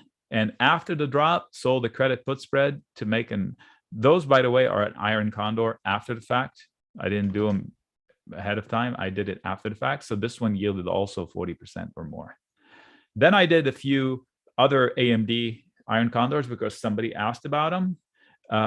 And they were not legged into, meaning I did both at the same time in AMD, and that played out to be 28%, 25%. It depends on what you ended up doing. AMD trades were set up because a couple of people asked, hey, give me an AMD trade through next Tuesday or through next Wednesday. I was like, whoa, you want the time too? But we did it. So also BX was a straight up both sides at the same time. Same with UAL. So they're not cherry picked. I went back to see the last 4 Iron Condors that stuck to my mind to one group. And those were the 4 in a row. We did not have a blow up on any of them. So Iron Condors work. Ideally, I want to leg into them, like sell the one and then wait for the drop and then sell the other one. But sometimes I don't have that scenario and price is doing this, then I just deploy both. And if you don't know what an Iron Condor is, I'll show you with Apple. This is not a trade alert. Don't go Monday and do that trade. Okay. So the idea is to sell risk in a place where I think price is not going to go. So this trade, does not need a rally for Apple to win. It just needs Apple not to fall through 130. And then sell another. Would they let me do this? No, they won't. Okay, so we'll do this then. Sell the mirror image trade of it up here and collect another 50 or so point. So I collect money for doing this part. I collect money for doing this part. And both make up an iron condor. So what do I need to win? Nothing. I just need Apple to stay between 170 and 130, and I win. I don't need a rally. I don't need a drop. If it drops into 130, I'm fine. If it rallies into 170, I'm fine. And by doing both, I reduce the money at risk because I'm collecting from both ends. Let's round. Let's say I collect $1 in total. If price stays between these two numbers, I make 25% on my risk. So this will work with an account that has $1,000 in it. If I just do one, the required margin for this type of a trade is $400. That's it, $400. So how do I get started in something like this? This is not a trade alert. There's a lot of nuance to be covered that are not covered here. The trade alert, not the trade alert. I would do in paper trading first, like practice with fake money. When you go to play poker, you don't enter a tournament right away because this is a contest. Because if I sold these two things, I'm competing against two entities. Somebody bought them. So the idea is I'm selling this bearish person a ticket that's going to lose them money. I'm selling this super bullish person a ticket that's going to lose them money. So in essence, somebody says, what do you do? I sell losing lottery tickets for a living. I would love to say that, but I don't because that'll confuse the hell out of them. So this is it. This would be a losing lottery ticket for somebody who's uber bearish. This would be a losing lottery ticket for somebody who's uber bullish. So that's the idea. Sell risk. Let me rephrase it. It's easier for me to guess where the stock is not going to go than to try to say, okay, Apple is going to there by Wednesday or by next month or something. So there's plenty of information in this table that gives us an idea as to where market makers think the price is going. When you're trading now, you're making judgment calls. You're saying, I think Apple is going to go there, but you have nothing concrete. You have homework that you've done that gives you, I don't know, maybe events that you think that Apple is going to come out with. They're going to go with an iOS for the car. I don't know, something like that. Then you buy a position based on that. And then time passes and that doesn't come to fruition. Then you're wrong. Or you see baby steps towards it and you adjust your risk. Well, with options, you can read the table and it'll tell you what the market thinks. How good is it if you think that it's going up and you read the table and it says, whoa, it also agrees with you. So in this case, I think Apple is range bound and I would try to range it. I think it has a lot of support, easy statement, on a company like Apple. And I think it has a lot of resistance, or at least according to what I'm seeing now. The data changes all the time, so I changed my mind. Okay, what are we doing, Rodrigo? Yeah, we were you were going over some stuff there with the members of the chat, and well, just that's pretty good, so they can kind of get a feel, because this is how the session is the whole day when you're there. And this is a typical write-up. Recently, I did a Microsoft setup. We did not have a reason to go along Microsoft, except I just saw that it's falling into support. Let me see if I can see the write-up here. What does that say? Fast trading opportunity. That was a fast trading opportunity for. So anyway, let me see here. All right. So that write-up went with this, I think. So faster trading setup was, there was support from the dip, and then they got above the dip. I saw these tails and I thought, okay, I would rather buy the dip and ride it up to here or wait to chase the rip, because look, this is a lesson in charts. People who don't believe in charts are leaving a very important tool out of their toolbox on purpose. So right here, big failure, right? You can see it. And then they came back to it, 1-2 fights, breakout.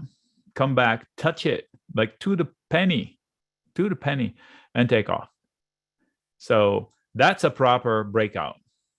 They didn't burst and burst and burst and burst. Nope, they went out, they came back, established footing. They went out, they came back, established footing. Look, you can repeat the same words I just said right there. Look. So they exceeded my target. They should have stopped here. They didn't. This was not proper. So I would not be shocked for Tuesday to go or Wednesday to go, boop.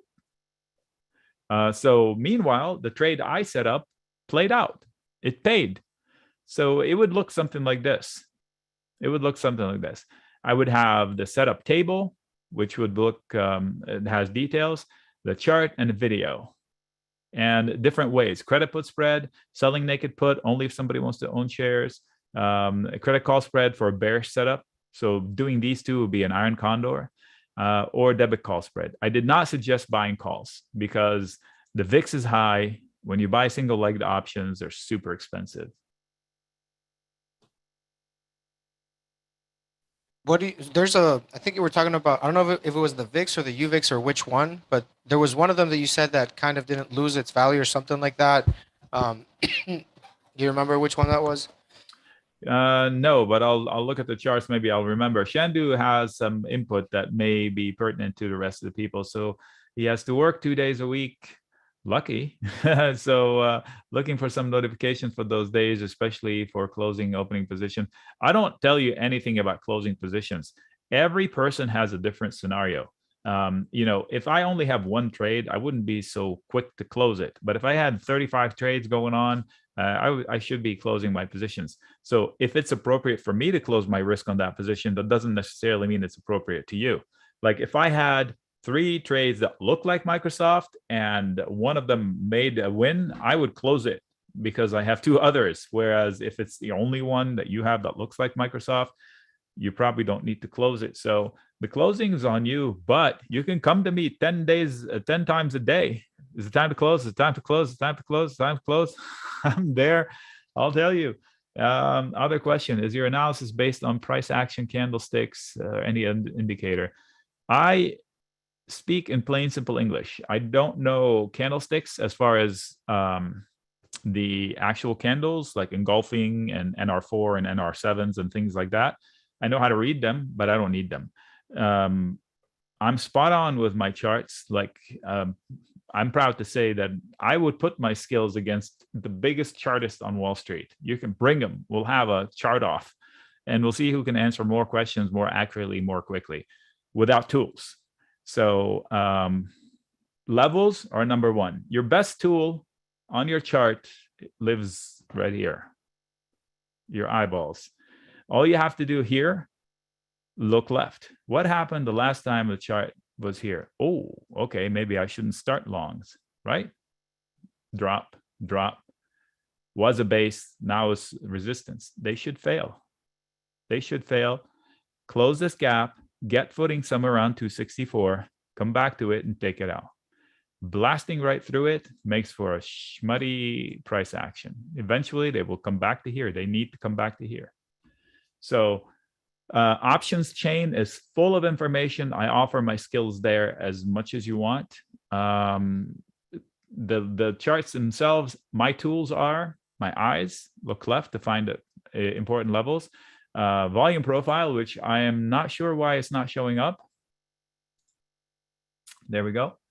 Volume profile.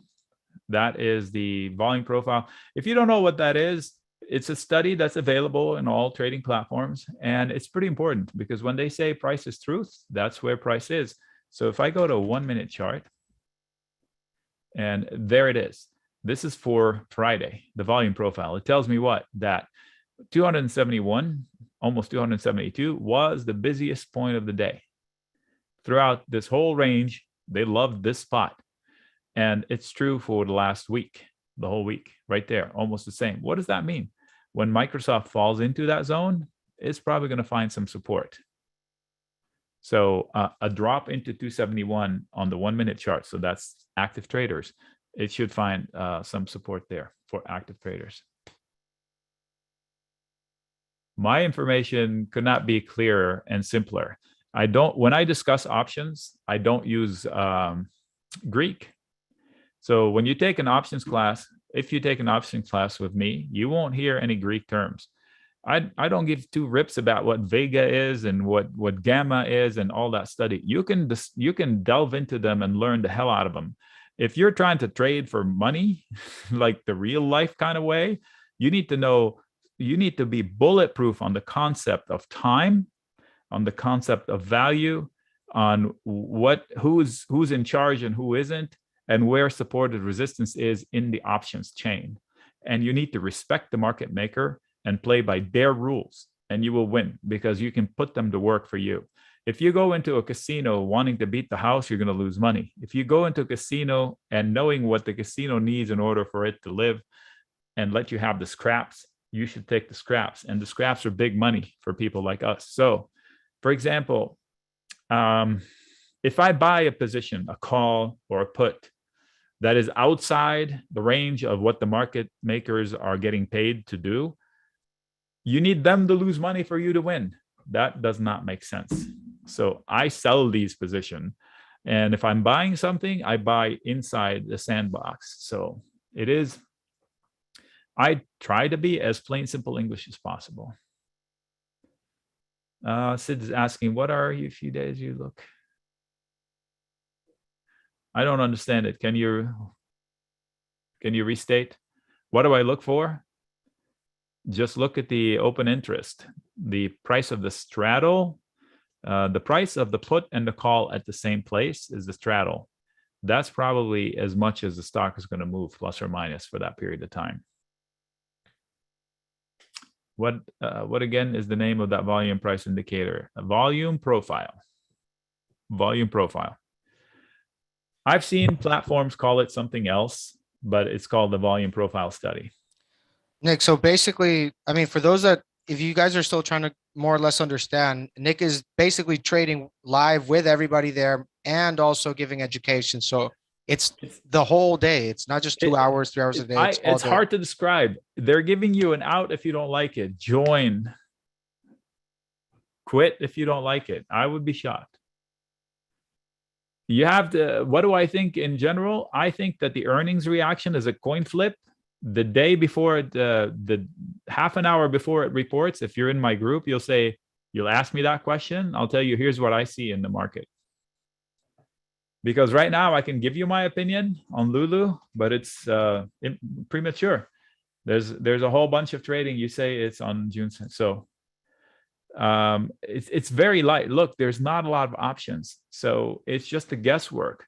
If you're taking a position to make a lot of money on Lulu on earnings, you're gambling. You're absolutely gambling because no one can forecast the actual move. The CEO of Lulu, she couldn't tell you what the stock is going to do. Let me look at the chart to see if I can give you an idea. So technically, I think going into 301 and 316, 17, it should find sellers. So it should be going into resistance. So if there was no earnings, I wouldn't be buying it into here. I would buy the dip into 265. So my strategy for the earnings would be to buy the dip if it comes. Because betting on the earning, I'm leaving a lot to chance. Now, if you're absolutely dying to do it, I'm going to give you a way to do it. Okay. So Devendra, let's see if I can portray. The other thing, Nick, I don't think you covered it, but like you provide the charts in the morning and I go over those every morning, but you also do the futures.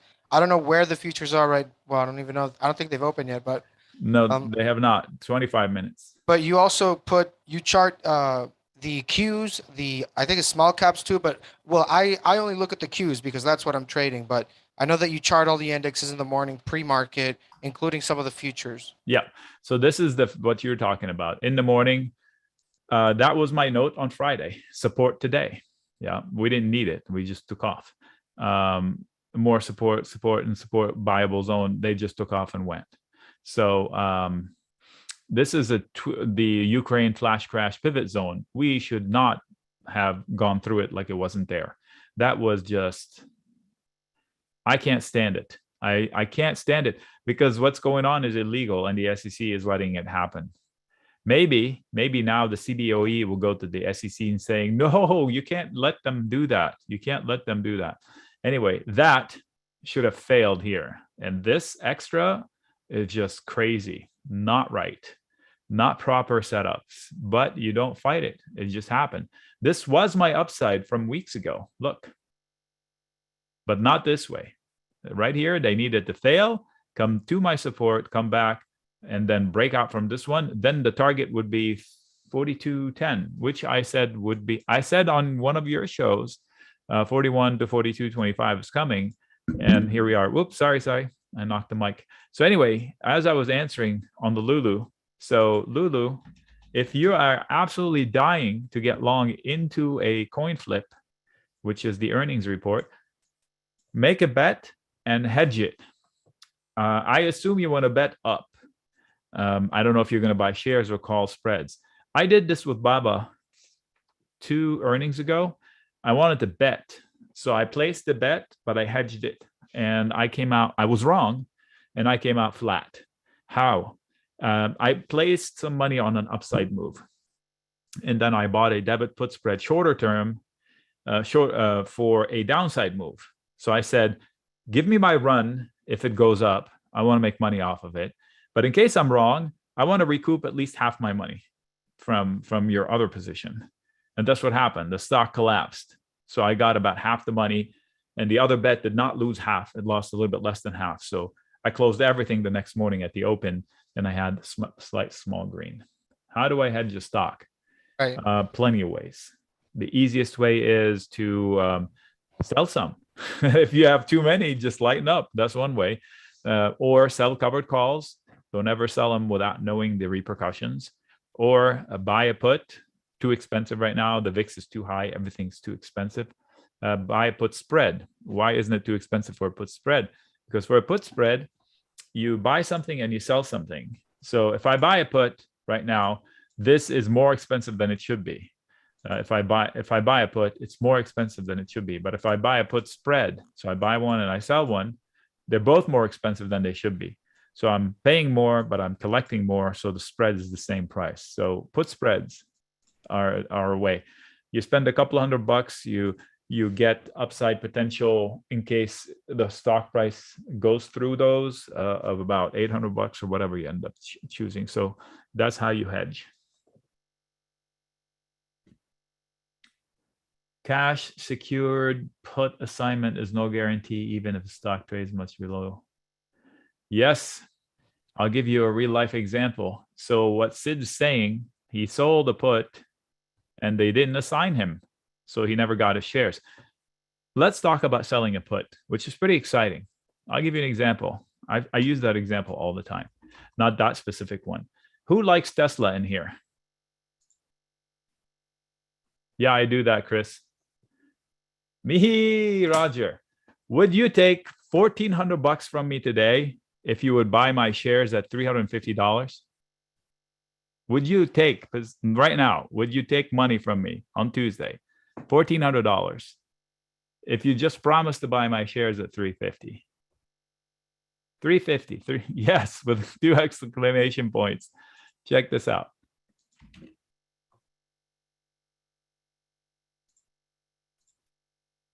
If I do this, I collect $1,400. If and only if I promised that I would buy somebody's shares at $350 for the next 173 days. That's selling a put. So what Sid's asking, is that a guarantee that I would own Tesla down here? No. That's why you're getting paid. So what if you don't get assigned? You made $1,400 out of thin air. So where's the wrong in that? Now, don't go out selling puts left and right, especially if you've never done them before. I never sell a put that I don't intend to own shares in, okay? But the answer to Sid's question was, is he guaranteed to be to buy the shares? No, that's why they pay you. It's almost like I'm selling insurance to, who was it? Somebody said, Roger. No, who was it? Shoot, I can't see it now. Oh, yeah, Roger. So I'm selling insurance to Roger, basically. That or to somebody out there who owns shares. I'm yours. call on me to take your shares at 350 anytime. And they pay me a premium for it. So it's like if I buy insurance for my car, I don't have to submit a claim if I crash, right? I don't have to. So same, I'll give you a scenario with X, real life scenario for me from the pandemic year. Whoops, that was weird. Whatever that was. Don't click those three buttons together.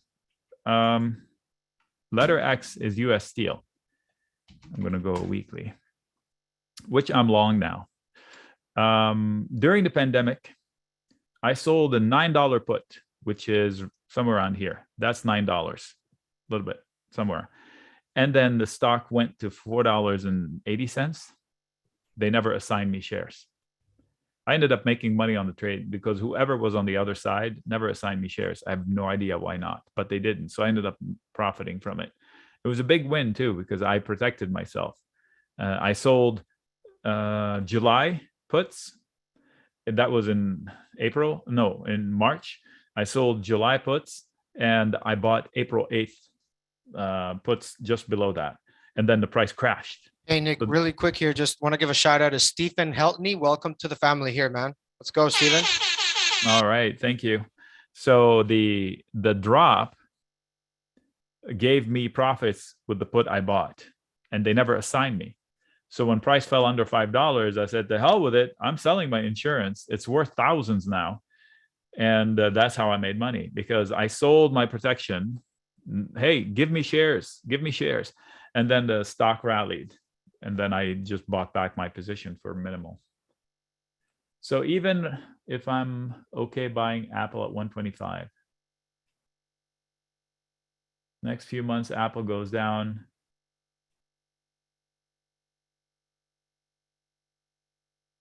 No, when time runs out, Sid, you get assigned 100%. If price closes below the sold put you have, you will get. I've never seen anyone not get assigned. But if there's time on the clock, you're not guaranteed to get assigned. I got assigned shares this year. It's not the end of the world. I always come back to the same scenario. Dave, he's a guy in our group, been there for 7 years, 8 years, I can't remember. So he's a seasoned options trader, and he sold puts 1 week. I don't know when. I can't remember exactly when, in Boeing. That was during the MAX problems. So he sold puts in Boeing, and Friday expiration, it was within a penny or two, and he woke up Monday owning shares. So he got assigned shares. That Monday, the stock opened up 11% because they had I mentioned from the FAA that they will review the MAX flight, whatever. So the person that gave him the shares, man, they lost so much money because Dave collected money to open the trade. And then he bought the shares forcibly, woke up owning shares, and then the stock is up 11%. So all he had to do is just sell the shares. So he kept the profits from selling the puts, and the profits from buying the shares at the assigned price and selling them 11% higher. 2 reps at E-Trade told me assignment is no guarantee, even at expires. I've never seen it happen. Now, maybe functionally that's possible. I just have never seen it happen. Never. Anytime you're close, I think I would push back. I think they're wrong, but I've never seen it happen. So for all intents and purposes, if I own a put in the money and the put expires, something's going to happen to my account. They either assign me long or short a position, depends on what type of trade it was. So even if, in fact, I know that I'm confident. I know that people who bought a put, which buying a put gives you the right but not the obligation, right? That's the statement. But if you let it expire in the money, you may wake up having lost your shares if you own them, or short the stock if you didn't. Because if I bought a put and price ended up closing below that put, well, the person that sold me the put is going to get assigned. Well, if they get assigned, whose shares are they taking? Mine. So if I don't have any, suddenly I'm short the stock. It's like, whoa, what? Yeah, so pay attention. But these are the kind of things we discuss all day. Um, it's hard to describe. I'm telling you, you have to see it to believe it. It is the coolest environment ever that I've ever been in. I mean, I'm Right. sure there might be cooler environments, but Well, look, in this day and age right now, with what's happening, everything right now, Nick, real wages are down, inflation's higher. Okay. People are paying 3 times more to pump gas, paying 5 times more for food. You need to find a way to defend yourself, man. You need to find a way to build income. That's the reality. You're not, we're in a different place. The economy's in a different place. There's hiring freezes going on, layoffs will come in. You have to find a way to fend off for yourself. That's the reality. Yep, and here's a conversation this Friday. This Friday, look, Persia owned IWM puts that were in the money. Maybe it was Wednesday. No, I think it was Friday. So Persia owned puts that were in the money or close to, and we discussed that same thing I just discussed, and with literally under a minute left in the day. So I basically said, go close them. You don't know what they're going to do. Don't leave it in their hands. So they closed the position, and this was the note from Persia. If you had told me to close my IWM in the money, my 3 days holidays would have been ruined. Man, I'm sure glad I'm on your side.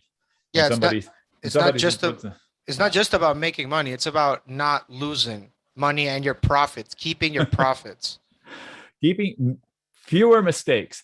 So with 280, 290 people, if somebody says, and they jump in and say, I'm short this, I'm long that. Somebody says, ooh, are you sure? Because I see that. Oh, thanks. Let me know. So right. It's people, I do have about 6 or 8 people that are consistently posting their trades. And when you see them post and you see them win, it's not like they go in and say, I just booked my profits, blah, blah, blah. No one's allowed to post profit unless they actually posted the entry. Yeah, and let's just sort of to recall, right? I'm going to tell you exactly what happened what happened on Friday, okay? I took a trade on the TQQ. It's a triple leverage ETF call, basically bullish, right? So I bought calls. It was a $33 call. It expired the same day. It's a same day expiration, all right?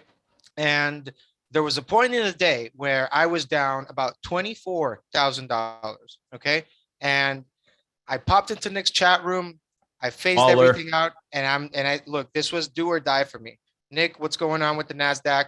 And Nick started charting everything, and literally as the day was going by, right? He was okay. We just got a new support. It looks like we're probably going to have another rally here. I ended up closing those calls, around 2,000 contracts at 3:59 p.m. for a 30% gain. I was down like 30%, down 60. I ended up 30%, like $12,000. I told Nick, thank you for everything. And it was from the moment, right? So I made a trade and I went into Nick to ask him, what do you think about these charts right now? And I went with it. And that's my Friday story. Okay. Just so you know. Awesome. So here's the deal with that. When you see a stock fail and fail and fail and fail and fail at one level, once they take that level out from higher lows, that level becomes a trigger. And usually the Wall Street folks will tell you the trigger would be as big as this. If you look at this, this is an inverse head and shoulders. And the neckline is from here to here. So the upside potential is, if you can eyeball it, did I do it right? Let's see. Let's see how good I am. This is the technical target upside from that. And look at this. Look how neat that thing is, right? Repeat right here. Rinse and repeat. But they did it too much, too fast. They need to dip, close this gap. Boom. Just dip, close the gap. Don't go climbing up there and then it's either up to the moon or down to hell, up to the moon or down to hell. It's just not the right way to do things. Yeah, and listen, guys, I know you guys want to be with Nick and everything. Look, it's pretty obvious. The chat's blowing up. Everybody has like 50 questions. Well, look, if this is what you want to do, if you really want this and value this, join the chat room. You have a 7-day money back guarantee. These next coming 7 days, you do want to be trading with a group. So give this a shot, because I'll tell you what happens. People don't join. Let's say, for example, they call me next week. Hey, man, I blew up my account. I need to start trading with a group. I need help. Don't wait for that to happen. It happens all the time. I talked to 6,000 traders since I've been here. It's really what happens behind the scenes, but it's not what you see. on the front end of Wall Street Bets with their memes, right? But I'm telling you, join the group. You don't have to be trading meme stocks to make good money in the market. That's all I'm saying. Yeah, somebody just Sid mentioned, Sid, you belong in our group if you're not there already. Trady Ticks. By the way, before I forget, follow me on social media. Whoop. So Trady Ticks is another tool that I added to my toolbox. It kind of tells you what the algos are doing, and it's something I didn't have measurement on. It also provides some information that I already had, but it's easy not to need my Excel spreadsheet to do it. So somebody's making reference to that. I use it all day, every day. In fact, I bought a monitor just for it that is 49-inch wide, so I can have 12 windows open at the same time of Trady Tick tiled. So I can monitor the divergence, if there is any, between the algo and the price.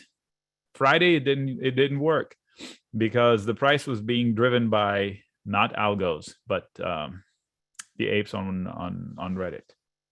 You joined, John. Nice. Oh, months ago. Is this my John? John?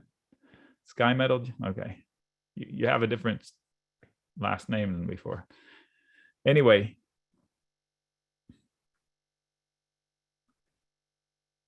Laptop.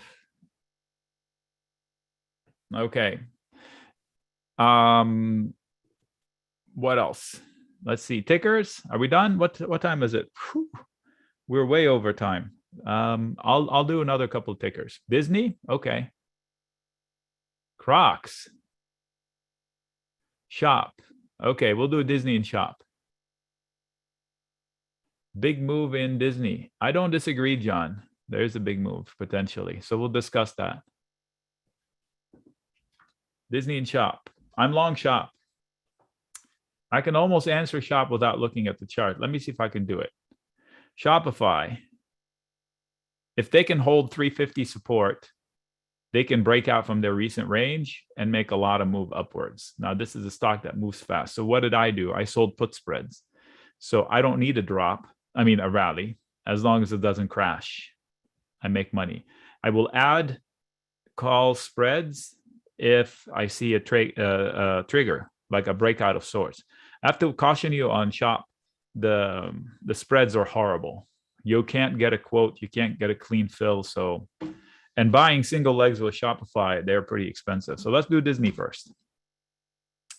Let's go to daily, take out all the noise. All right, clearly this is a stock that's in the hands of the sellers, right? Every rally is being sold. Let's see if there's support, because I don't see anything. I need to know what's there. Okay, the pandemic. So right off the bat, I know that there's not a lot of fat. It has let go of most of the fat from the pandemic. That in itself is not a guarantee it won't fall, but these are weekly candles. So for 3 weeks in a row, they have rejected anything below 103. And look at the bounces off of the century mark, 100.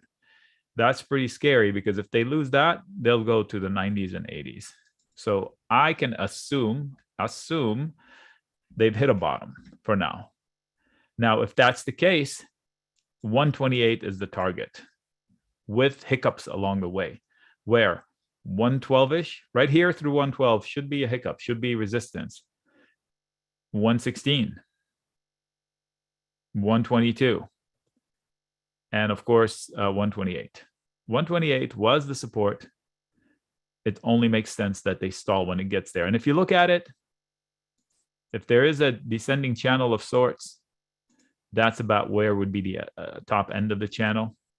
Okay. So this happened halfway and then failed. So we'll take it out. Visual noise. Resistance, yeah, we'll move it over to here. Support, if lost, trigger lower. Yep. So this one is going to be a problem. Resistance on the way up.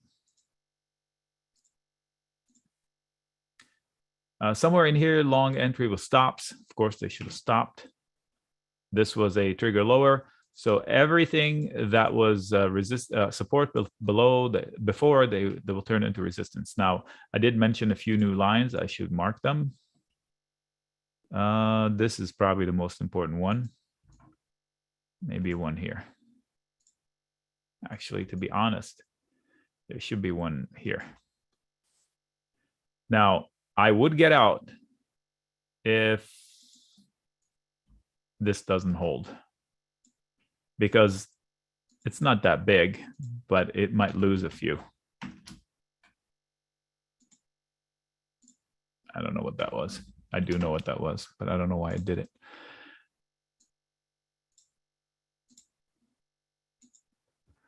Okay, so that's Disney. If I'm long, I can be long. If I just bought longs, I'm chasing. So let's go into the 15-minute chart. A dip into 107 or 106 will get me long to trade this pattern.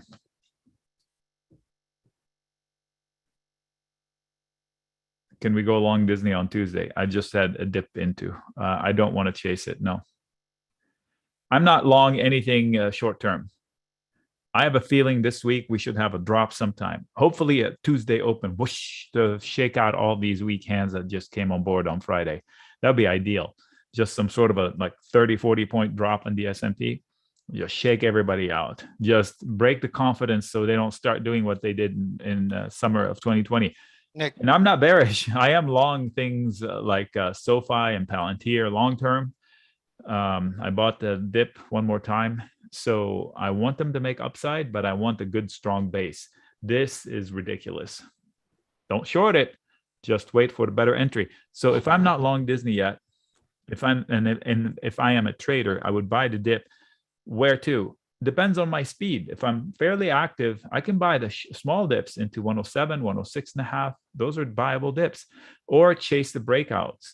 Look at these candles. Those are tough. I think that it's going to stall into 111. So maybe an iron condor, maybe a credit put spread and a credit call spread where I break it. So I do 2 of these for every one of these. Is Bitcoin a short? Long answer. I just answered it earlier today. So yes and no. I don't know how you would want to short Bitcoin, but hey, Nic, I'm accumulating for the long term.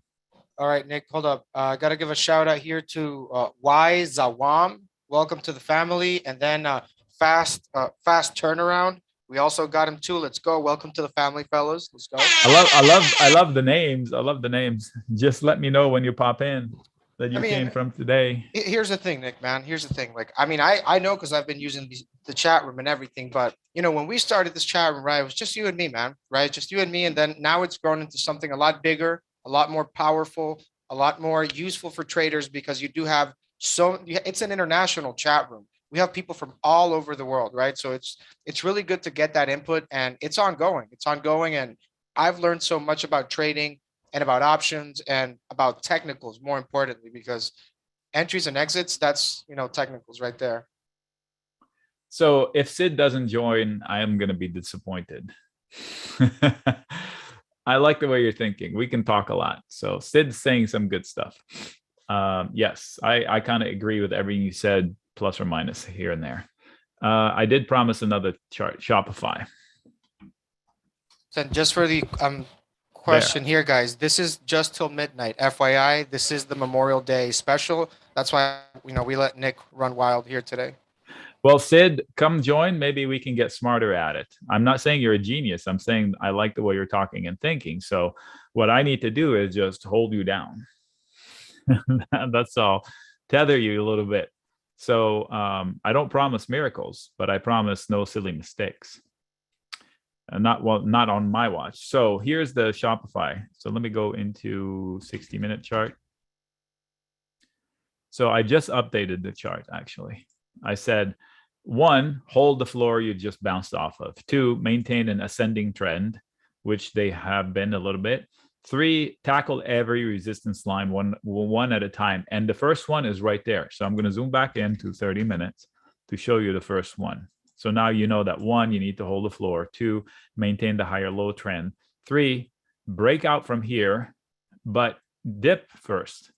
Dip, come back and take it out. So you would establish a better base. Like these, look how quickly they price out. Yay, boom. Not good. The ones that are, you know, they create better bases are easier to trade, easier to forecast. But this is the breakout right here. So I am long via credit put spread. I have risk down here below here. So if it continues on higher, and I did share it with the group weeks ago, and it's still going on. So anyway, Well, and very quickly there, Nick. For you guys that are like still, if you just got in or anything, just so you know, Nic Chahine has been trading for about 20 years with Benzinga, like 11. And we do trade live. We have our live trading room. But even if you're scalping day trading options like I am, or if you're swinging options or doing credit put spreads, even if you're trading crypto or just stocks, this is something that you got to try out. I'm telling you, because I've tried it. It changed my trading completely. Yep. So Shopify, same as very choppy stock. By the way, unbelievable fundamentals. Look at the bottom line. It grows faster than their sales. You don't see companies. This is something special, unless they're actually lying. This is like Amazon reincarnated. I haven't seen another company that can be Amazon. Uber for a little bit was, and then that went away. This one is, wow, amazing. Anyway, so guess what? Let me see here. Can we do it? Somebody will pay you $1,400 if you promise to buy their share under $200.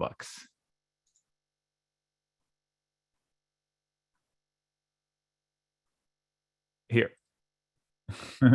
So again, this is just to illustrate what is available through doing options. You're saying, I don't have a big enough account to trade 100 shares of Shopify, but that's okay. You can turn it into a credit put spread. So you make 20% yield on your risk. If I had one trade to do a year, I would sell a put spread and go fishing. Biggest final question. Do I think Nic is the bottom? I already answered that one, Sid. You're going to have to review because it's not fair to put everybody in there. Is this the bottom? Not necessarily. Could it be the bottom? It could be the bottom, but it's not necessarily. Depends on what time frame you're looking at.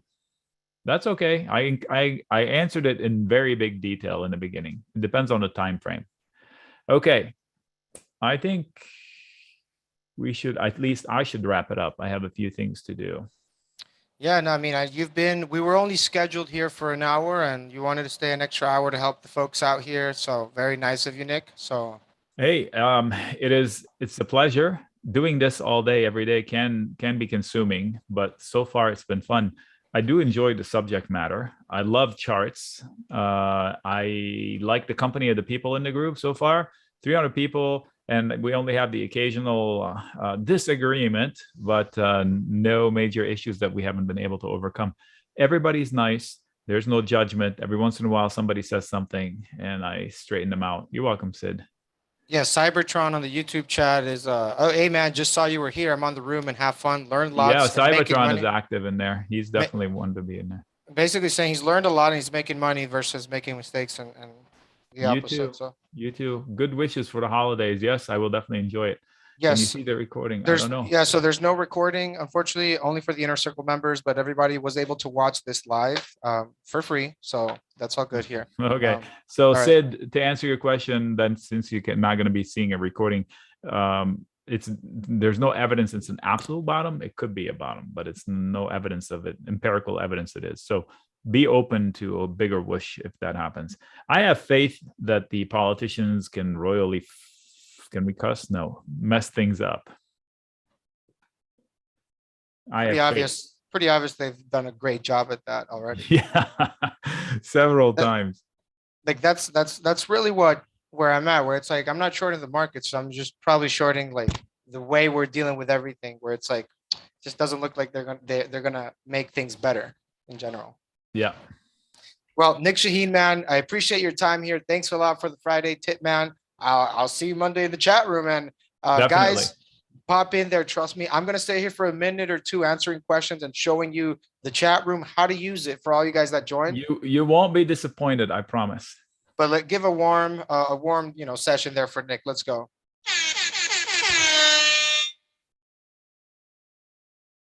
All right, so folks, that was Nic Chahine, pretty much lead trader at the Benzinga Options Inner Circle chat room. And what I'm showing you is the Options Inner Circle chat room. This is where we're making money. This is where, we're all learning together. This is the main chat room, right? So you have a couple things here. You have the Inner Circle chat. That's where everybody is there, right? Rambler, MJ Ball, MM, AWAR. So you see that Nick is posting there as well. So everybody can post there, all the members, including Nick, right? So Steve-O is in the house, Absolute Doc. I know Doc. What up, Doc? I don't know if he's watching, but shout out to Doc. Um, Posting, trade ideas, setups right there, literally, May 31st expiration, all that stuff, right?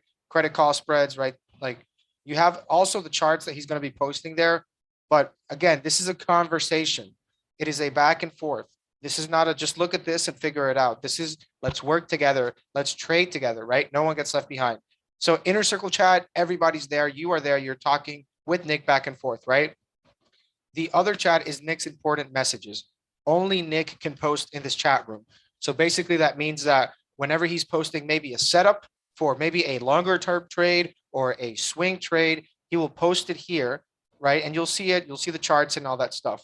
But more importantly, right, I want you to see that there's a post that he does at 8:30 in the morning around there. And it's the main post. There you go, 8:27 Eastern, okay? So a quick little market update, and you're going to get a couple of links here, right? Some of these links are for charting. So SPY, Qs, IWM, and the futures. Again, remember I was telling you I'm trading the Qs. So I mean, me personally, I go in here in the morning and I look at what he's looking at the Qs. I click on it, I get a full charting analysis, and I pretty much kind of set my trades along that, right? If I think it's going to be a bullish day or not. And I'm in the chat room with Nick trying to see all that sort of stuff. So that you guys can pretty much use it that way, right? So you can make the most out of it. So the other thing is this link that says live session. Once you click on, I don't think there's anyone there because this was from Friday. So it's closed. Obviously, there's no one there. But when it's live, it's open. We have all the members here, and Nick is showing his screens, showing everything pretty much webinar style, right? And you can pretty much ask questions in the chat, and he can respond to you either in the chat or verbally, but you can also send him a private message as well. So that's the link that you have to look for in the morning, right? 8:30 a.m. Eastern. Look for this live session, click on it, and just log in there and be with Nick, right? All day. If you want to learn, this is the best thing for you because you're going to be with an expert, with an options trading expert for the entire day from 8:30 a.m. to 5 p.m. Nobody will give you that time. Nobody will give you that time for anything. Honestly, I've never seen anybody give so much time to help others like that, where it's like the entire day is there with you. I'm just being honest with you. He's there the entire day. It's not a form of expression. He's literally there the whole day, Monday to Friday and Sundays from 10 till noon. So can't ask for more time from Nick. There's just no way that we can, there's just no way. So, I mean, I'm letting you know that like, if you do want education or you want to like trade with a group, you're not going to find anybody that's going to give you more time. You just won't. That's, so, all right. All right, folks. So I'm going to post the link there in the chat one more time for you guys that are asking. And I'm going to put the contact if you guys want to email. Obviously, keep in mind, we're closed right now. But you can send an email. That would be the best thing in there. Yeah, Chris. So Nick being live with you guys 9 to 5 is really not even part of the deal. So there's going to be some repricing in the chat room. I'm letting you guys know ahead of time. I'm not even supposed to tell you, but I got your back here. So yeah, there will be a repricing of Nick's chat room for those that do want to be live with him. However, in the meantime, that has not happened yet. So you can join in and you can get both chat rooms, the one that he's posting the swings and all that stuff and all that, other stuff interacting, and also where he's live, literally live Monday to Friday, 9 to 5. So just giving you guys a heads up. But anyways, you're right. You're right, Chris. It wasn't included. He just threw that in there. Right. So next year when it renews, it's going to be the same price. So if you purchase today for the Memorial Day special, 70% off, not only do you get both of the chat rooms, which are going to be split and repriced each individually, you're grandfathered into that. But on top of that, you renew next year at the same 70% off. and the full price right now is 6,000. That's full price. You're paying 70% off for both chat rooms before, and that's even before they get repriced. So, yeah, I mean, people are making money in the chat room. What can I say? So, all right, guys. So I think that kind of covers it. But most importantly, that is where you get the live trading. That's where you get all the stuff with Nic. The other stuff I wanted to show you really quick is you do have a scanner here on the bottom, right? You're not going to see the scanner anywhere else because we built it, just like this chat room, we built it for you. But more importantly, the scanner is, Benzinga technology that we put in there. And it's really nowhere out there else in Benzinga either. It's something that we only gave the inner circle members. So you guys don't know, but we really put in a lot of time, work, and effort to make this, something good. And hey, people are making money, so it's working, right? I mean, and you have these charts as well, right? These are free. You don't have to pay for them. They're included in your subscription. And if you want to pop it out, you just pop it out right here, man. Look, I'll show you.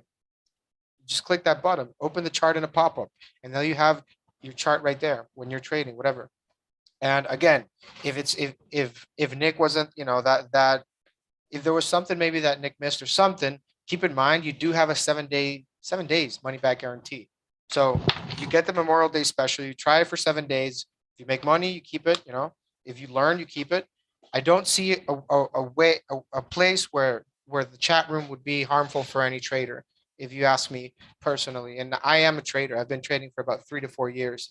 And the P&L started improving ever since I started learning from Nic. Personally, myself, I started learning from Nic when I joined here in Benzinga about 1.5 years ago. And since then, it's been like the learning curve just went up, pretty fast. And it's the same experience for other people. The thing is that, keep in mind, I do these sessions with Nic. We've been doing it for a while. We've had the chat room for like more than a year now. I think we already passed the year, the anniversary, whatever. So we've had this chat room, I think, for a year now. And I remember when I started it with Nic.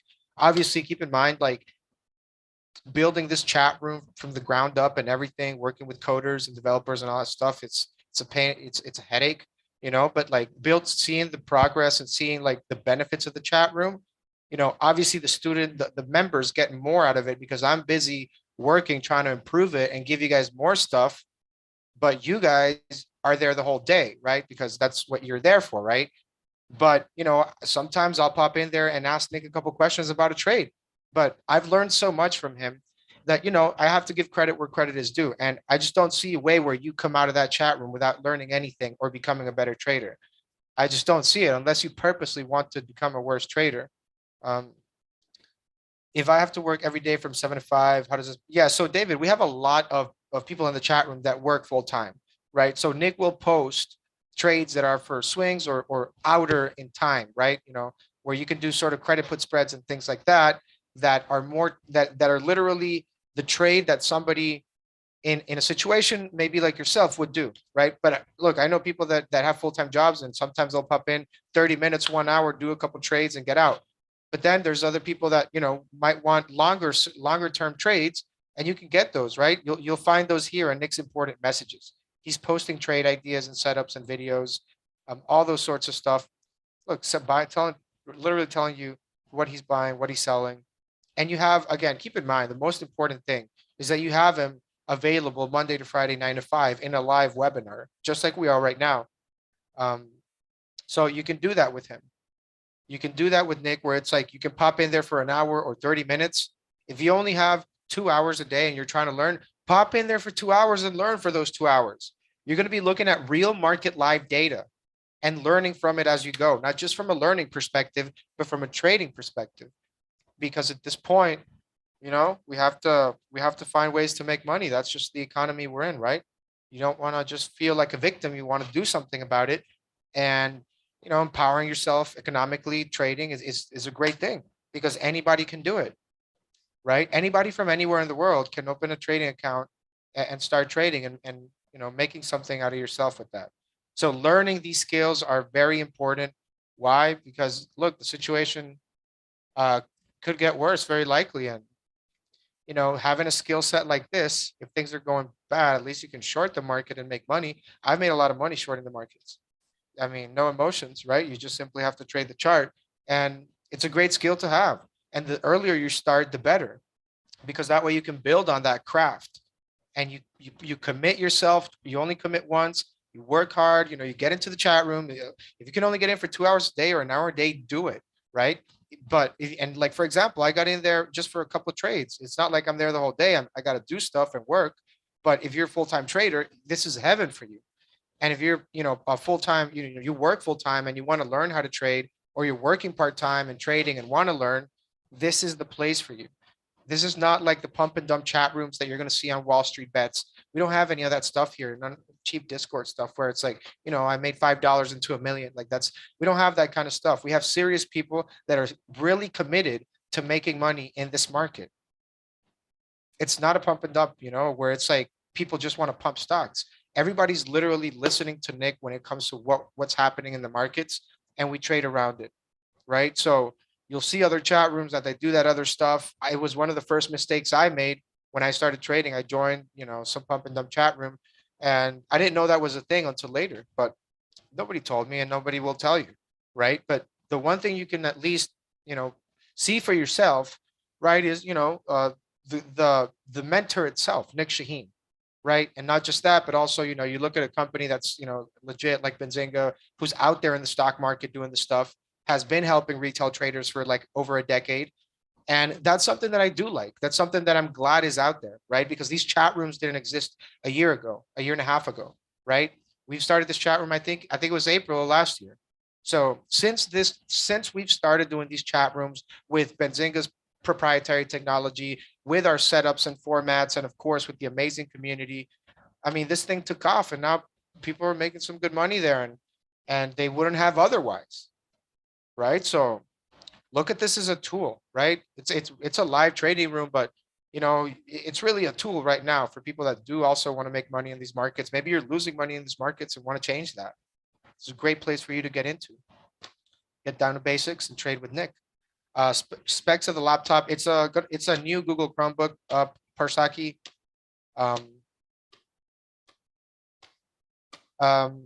All right, folks. So I think we pretty much covered everything. If you have questions, send an email. Again, questions about the chat room only. If you need help or anything, let me know.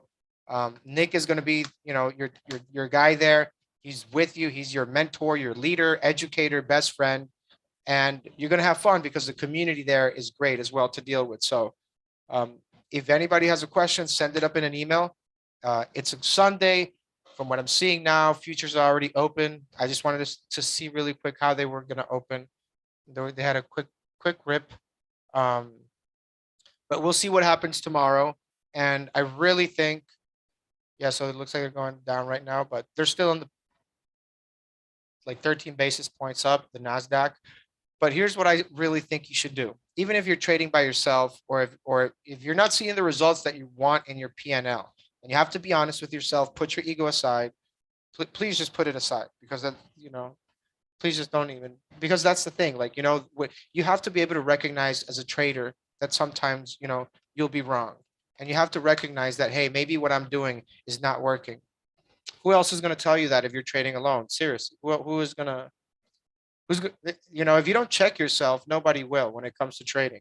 And if you're trading alone, you just might dig yourself in a deeper hole. I know, because I was trading alone when I started. And really the stuff I'm telling you guys, these are just mistakes that I made that I don't want you guys to make. In hindsight, I can look back and see this is where, I shouldn't have done that. I shouldn't have done that other thing. And you learn from those mistakes as you go. But more importantly, I wasn't thinking about like this when I started trading. I wasn't thinking about the things that I'm thinking now. And I wouldn't have done that if I wouldn't really stepped up my trading. And that really never happened until I got into a premium service, a real premium service. And that was with, obviously, I work here and everything, but I was a user here at Benzinga before, and I already knew Nic. So from trade alerts and things like that. But joining the chat room is just a 10x like value learning experience. And really, if you're not learning, you're not doing anything. There's no point in doing this money and not learning how you'll be able to manage that money and make that money, because otherwise you're going to lose it the very next day. again, I'm talking to you guys from like experience, and keep in mind, since I've been here, I've talked to maybe 6,000 or 7,000 traders, like personally myself, either on the phone or an email or somehow like that. And we have open conversations about what's going on. I don't mind saying that, I blew up my account twice when I started trading. I don't have, I put my ego aside. I put pride aside, and you should do that when it comes to trading. And that's kind of like what I was trying to say. When it comes to trading, sometimes you have to realize that you'll be wrong, and maybe what you're doing is wrong. Maybe you saw a video on YouTube for 5 minutes and you think you're the king of the world in options now. So, there's a lot of misinformation out there as well. So I really think, guys, that if you want to do options the right way, if you want to trade options the right way and learn without having to blow up your account, because I know this resonates with a lot of you guys. It does with me. It happened to me, right? It can happen to anybody. I talk to lawyers, doctors on the phone, everybody. So if you really want to trade options the right way, join this community, because you're going to find some amazing people there that not only are going to want to help you, but like you're going to see the magic once you're in a community like this. I promise you won't find it elsewhere, and there's a reason why it's been doing so well, because people love the energy. People love trading with the community with Nic. More importantly, they want to trade with Nic. They want to be in the chat room all day with Nic. Of course, who wouldn't? Look at what it did to me on Friday. Like, I went from being down 60% to being up 30%. And I held and everything, and Nic was there the entire time with, in the chat room. And it's not like, emotional support or nothing like that, but like, if Nic is there looking at the charts and breaking it down and pretty much with me going over, okay, all right, it looks like we're building some support here. If it goes here and does that, we might look at another rally. Like, as he is breaking down the charts live with you, you can kind of make an idea of like your decision making, right? If it's not clear enough already. Look, if you're up already, sell. Like in my case, I'm day trading, so I'm not holding anything overnight. I'm trading for maybe 30 minutes, an hour, unless I'm waiting for a reversal, right? And I'm adding on the way down. And like there's a way that I day trade options that honestly I benefit so much personally, because I'm day trading options, that I benefit so much from this chat room, because I can trade both ways. I can either go long or go short, and I can either buy calls here or buy puts there, and I can trade both ways. I like doing that. And when you have somebody breaking down the charts with you, literally the entire day, you have no idea how valuable that is. Like when you're actually when you're a day trader. So day traders are able to make the biggest load of cash here. People that day trade options or swing options on the short term, those are the people that obviously are going to make the biggest amount of money based on the volatility of those options. But more importantly, having somebody giving you those entries and exits as it happens live in the charts, that's really where the value comes in to me. A lot of people that do put longer dated trades, like maybe credit put spreads, maybe 2, 3, 4, 5 months out, they approach the market from a different perspective. If you have a full-time job, it's understandable. I have a full-time job here too, but I'm working 15 hours a day. I still find a 30-minute, a little session for me to trade, either pre-market, trade some news, or, wait for the market to open and trade something there. And, if you're working 8 hours a day and I'm working twice that and I can still trade, it means it's possible. It means it's not impossible for you to be able to join a community, learn, because I get it. When you're starting, it's the hardest when you're starting, but everything is the hardest when you start. It's after you put some time and effort and commitment to it that you actually can start moving a little bit faster, right? And, when you're not having to, like, when you're new, you have a lot of questions, right? But then let's say you do this for 3, 4 years, 2 years, whatever. I would say even a year being in the chat room would just make you like an insanely great trader. But like, I mean, just being there and having that sort of like teacher available the whole day, it really does speed up that learning curve. It just does, because you have classes. If you have classes, you see a teacher once a week, twice a week for 40 minutes, right? You're literally with somebody here from 8:30 to like 5 p.m. So that's a lot of time. That's a lot of dedication. That's commitment on Nic's side to help you guys. So Nic is committed. That's pretty obvious, right? If you guys haven't noticed that. But yeah, that's what I would have to say, guys. Give it a shot. Even if you're starting out, don't get discouraged. I'll tell you that nobody did anything great in life if they when they quit, when they first felt discouraged. And if you do feel that way, it means maybe that you're on the right path. It actually might mean that you're challenging yourself, and that's a great thing, because it's not easy, right? But easy comes, everything that's easy come, easy go, right?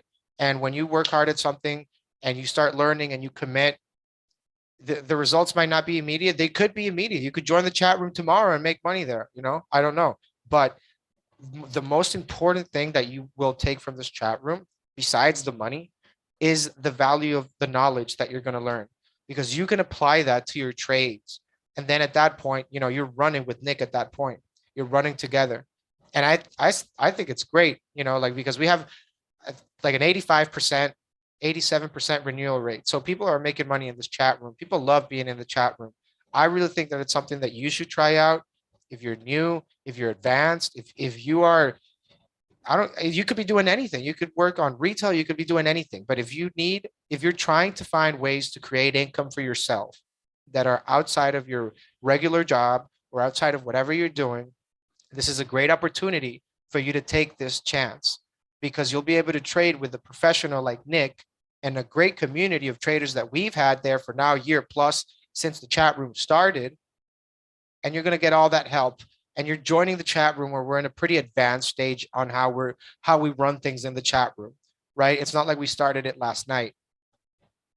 But it's been great. It's been definitely great for the people that are there. It's been great to me personally as a trader, right? So, and I don't even take as much out of it as you guys would, because like I said, I'm busy trying to work on how to improve the chat room and all that stuff. And you guys being traders full time or part time, whatever, you can be there all day. That's something that you can take advantage of. It's there to help you, right? If you have a question about education, you go. If you want to help, need help with a trade, you should go. But look at this as a tool, right? Look at this chat room as a tool. Again, like I said, you could be doing anything, but if you're trying to make additional income, right? If you're trying to get ahead in this situation, there's a lot of things that the economy might not be looking strong right now. There's going to be a lot of layoffs coming. There's hiring freezes. I mean, you guys know what's happening. Earnings expectations are going to fall. GDP is not looking good either. We have supply chain issues. I mean, I could go on for like 30 minutes back to back. But really, what I'm trying to say is that even though things can look pretty bad outside, or maybe, even close to you, I don't know, it doesn't mean that there's nothing you can do about it, right? There are some things you can do about it. And I mean some real, like, today things that you can do about it that can really start changing that. And that is joining this chat room. Join the chat room and trade with Nic and learn this skill set, because you're gonna want to be trade. I'm telling you, I'm glad I got into this. Right, I'm 29 right now. I'm glad I'm in this now, learning now, trading with Nic, because by the time I'm 60, hopefully, right, 65, if I ever retire, I'm gonna be bored home, and I'm gonna want to trade. I'm gonna get bored. I know myself. So knowing this, and that's what I was trying to say earlier. The earlier you get into this, the better it's going to be, because even in 30 years, 20 years, 10 years, 5 years, the market's still going to be there, and the volatility still going to be there. The world's not going to be shining with unicorns and rainbows, and there's always going to be something happening. There's always going to be volatility, a shortage of something, an acquisition of something, some crazy thing happening in the market. And you want to be able to make money out of that, in and out, right? You don't need to clock into the market and clock out. You could be doing whatever you're doing. You hear about something, and it's like, okay, I know how to trade this stuff. And so that's what I'm trying to say, where this is a skill set that you can carry on with whatever you're already doing, and just create this like an additional income as additional revenue for you, right? And don't think that because things are looking bad outside in the economy and all that stuff, that you can't get ahead in right now, right? And keep in mind, people from all over the world join. It could be people in the US or Canada or France, wherever. But that's really what we're trying to do. We're trying to empower retail traders. It's, the big guys for too long have been, taking advantage of this stuff. And really ever since we've started this chat room, I'm telling you, I've never seen a bigger group of retail traders make money. You go to Wall Street Bets, like half of them are not even, like, those accounts are even not even there anymore, right? But this is a chat room that I can tell you that I can consistently see traders improve, make money, and learn. And I can see that because keep in mind, we have a different approach at Benzinga. This is not like you join the chat room and like goodbye. This is a, this is as close as you will ever get to a tutoring private trading partner, education, um, seminar, whatever you want to call it, because you're there the whole day with him. And I'm telling you, the value of the content, once you're in there, the value of really the material being discussed, how to trade it from an options perspective, and discussing the options chain, the markets, the technicals. I mean, I don't know really how to put a dollar value on it. We put 70% off today because it's Memorial Day special, but there's people in the chat room that are very well off, and I'm not going to name them or anything like that, but there are some traders there that do pretty well, and they're so kind, and they've done so well that they actually want to help us improve the chat room because it's been so well to them. So look, give it a shot. 7 days. I mean, I don't know what else you would want to do in these other 7 days if it's not trading with this group. If you want to go out and trade by yourself, that's fine.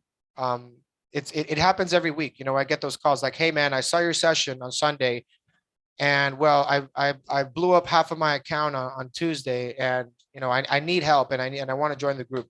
And I'm only saying this because it happens so often where traders go out there and try to guess the markets, try to do that, and it doesn't work out forever. Luck is really not a good strategy. And look, eventually all traders end up in two places, right? One, the retail trader, 90% of them, they blow up their accounts in their first year. They might not come back. But then you have those other traders that didn't take that route, that let me YOLO this route.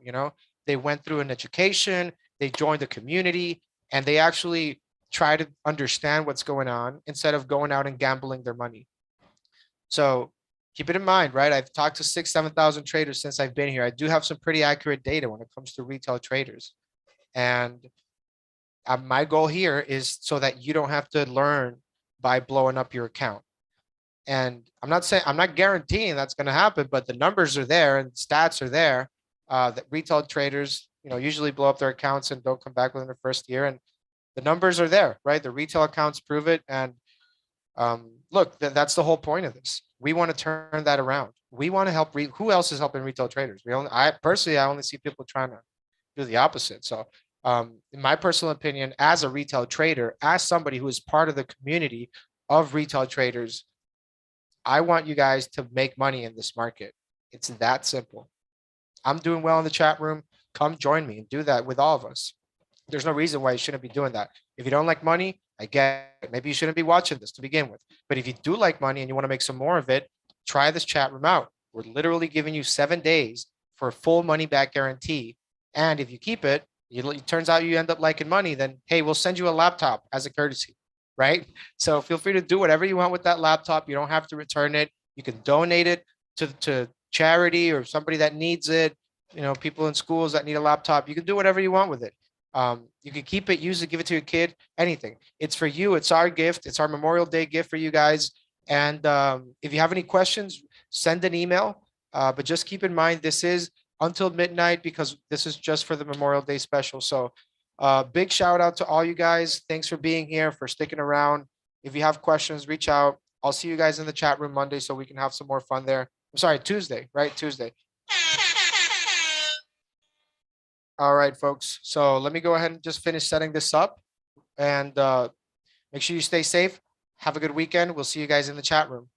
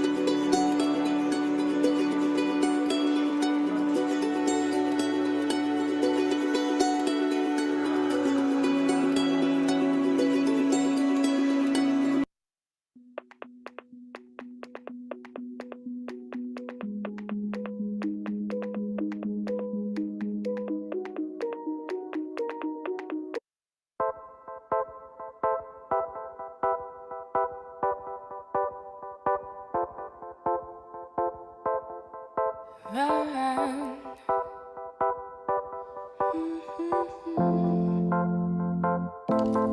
One with your life, not behind the scenes, on the streets. The shadows broken, swept away, swept away, swept away.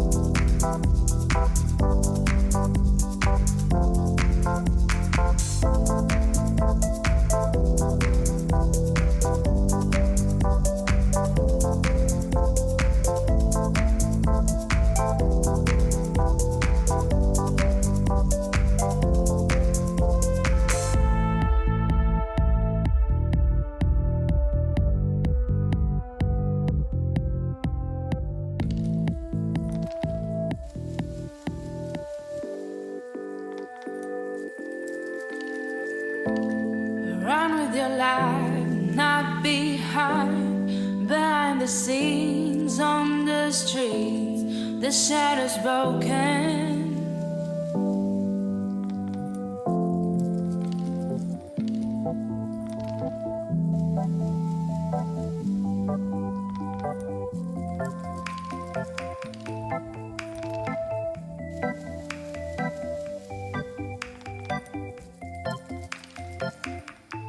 Downstairs, the animals are dancing.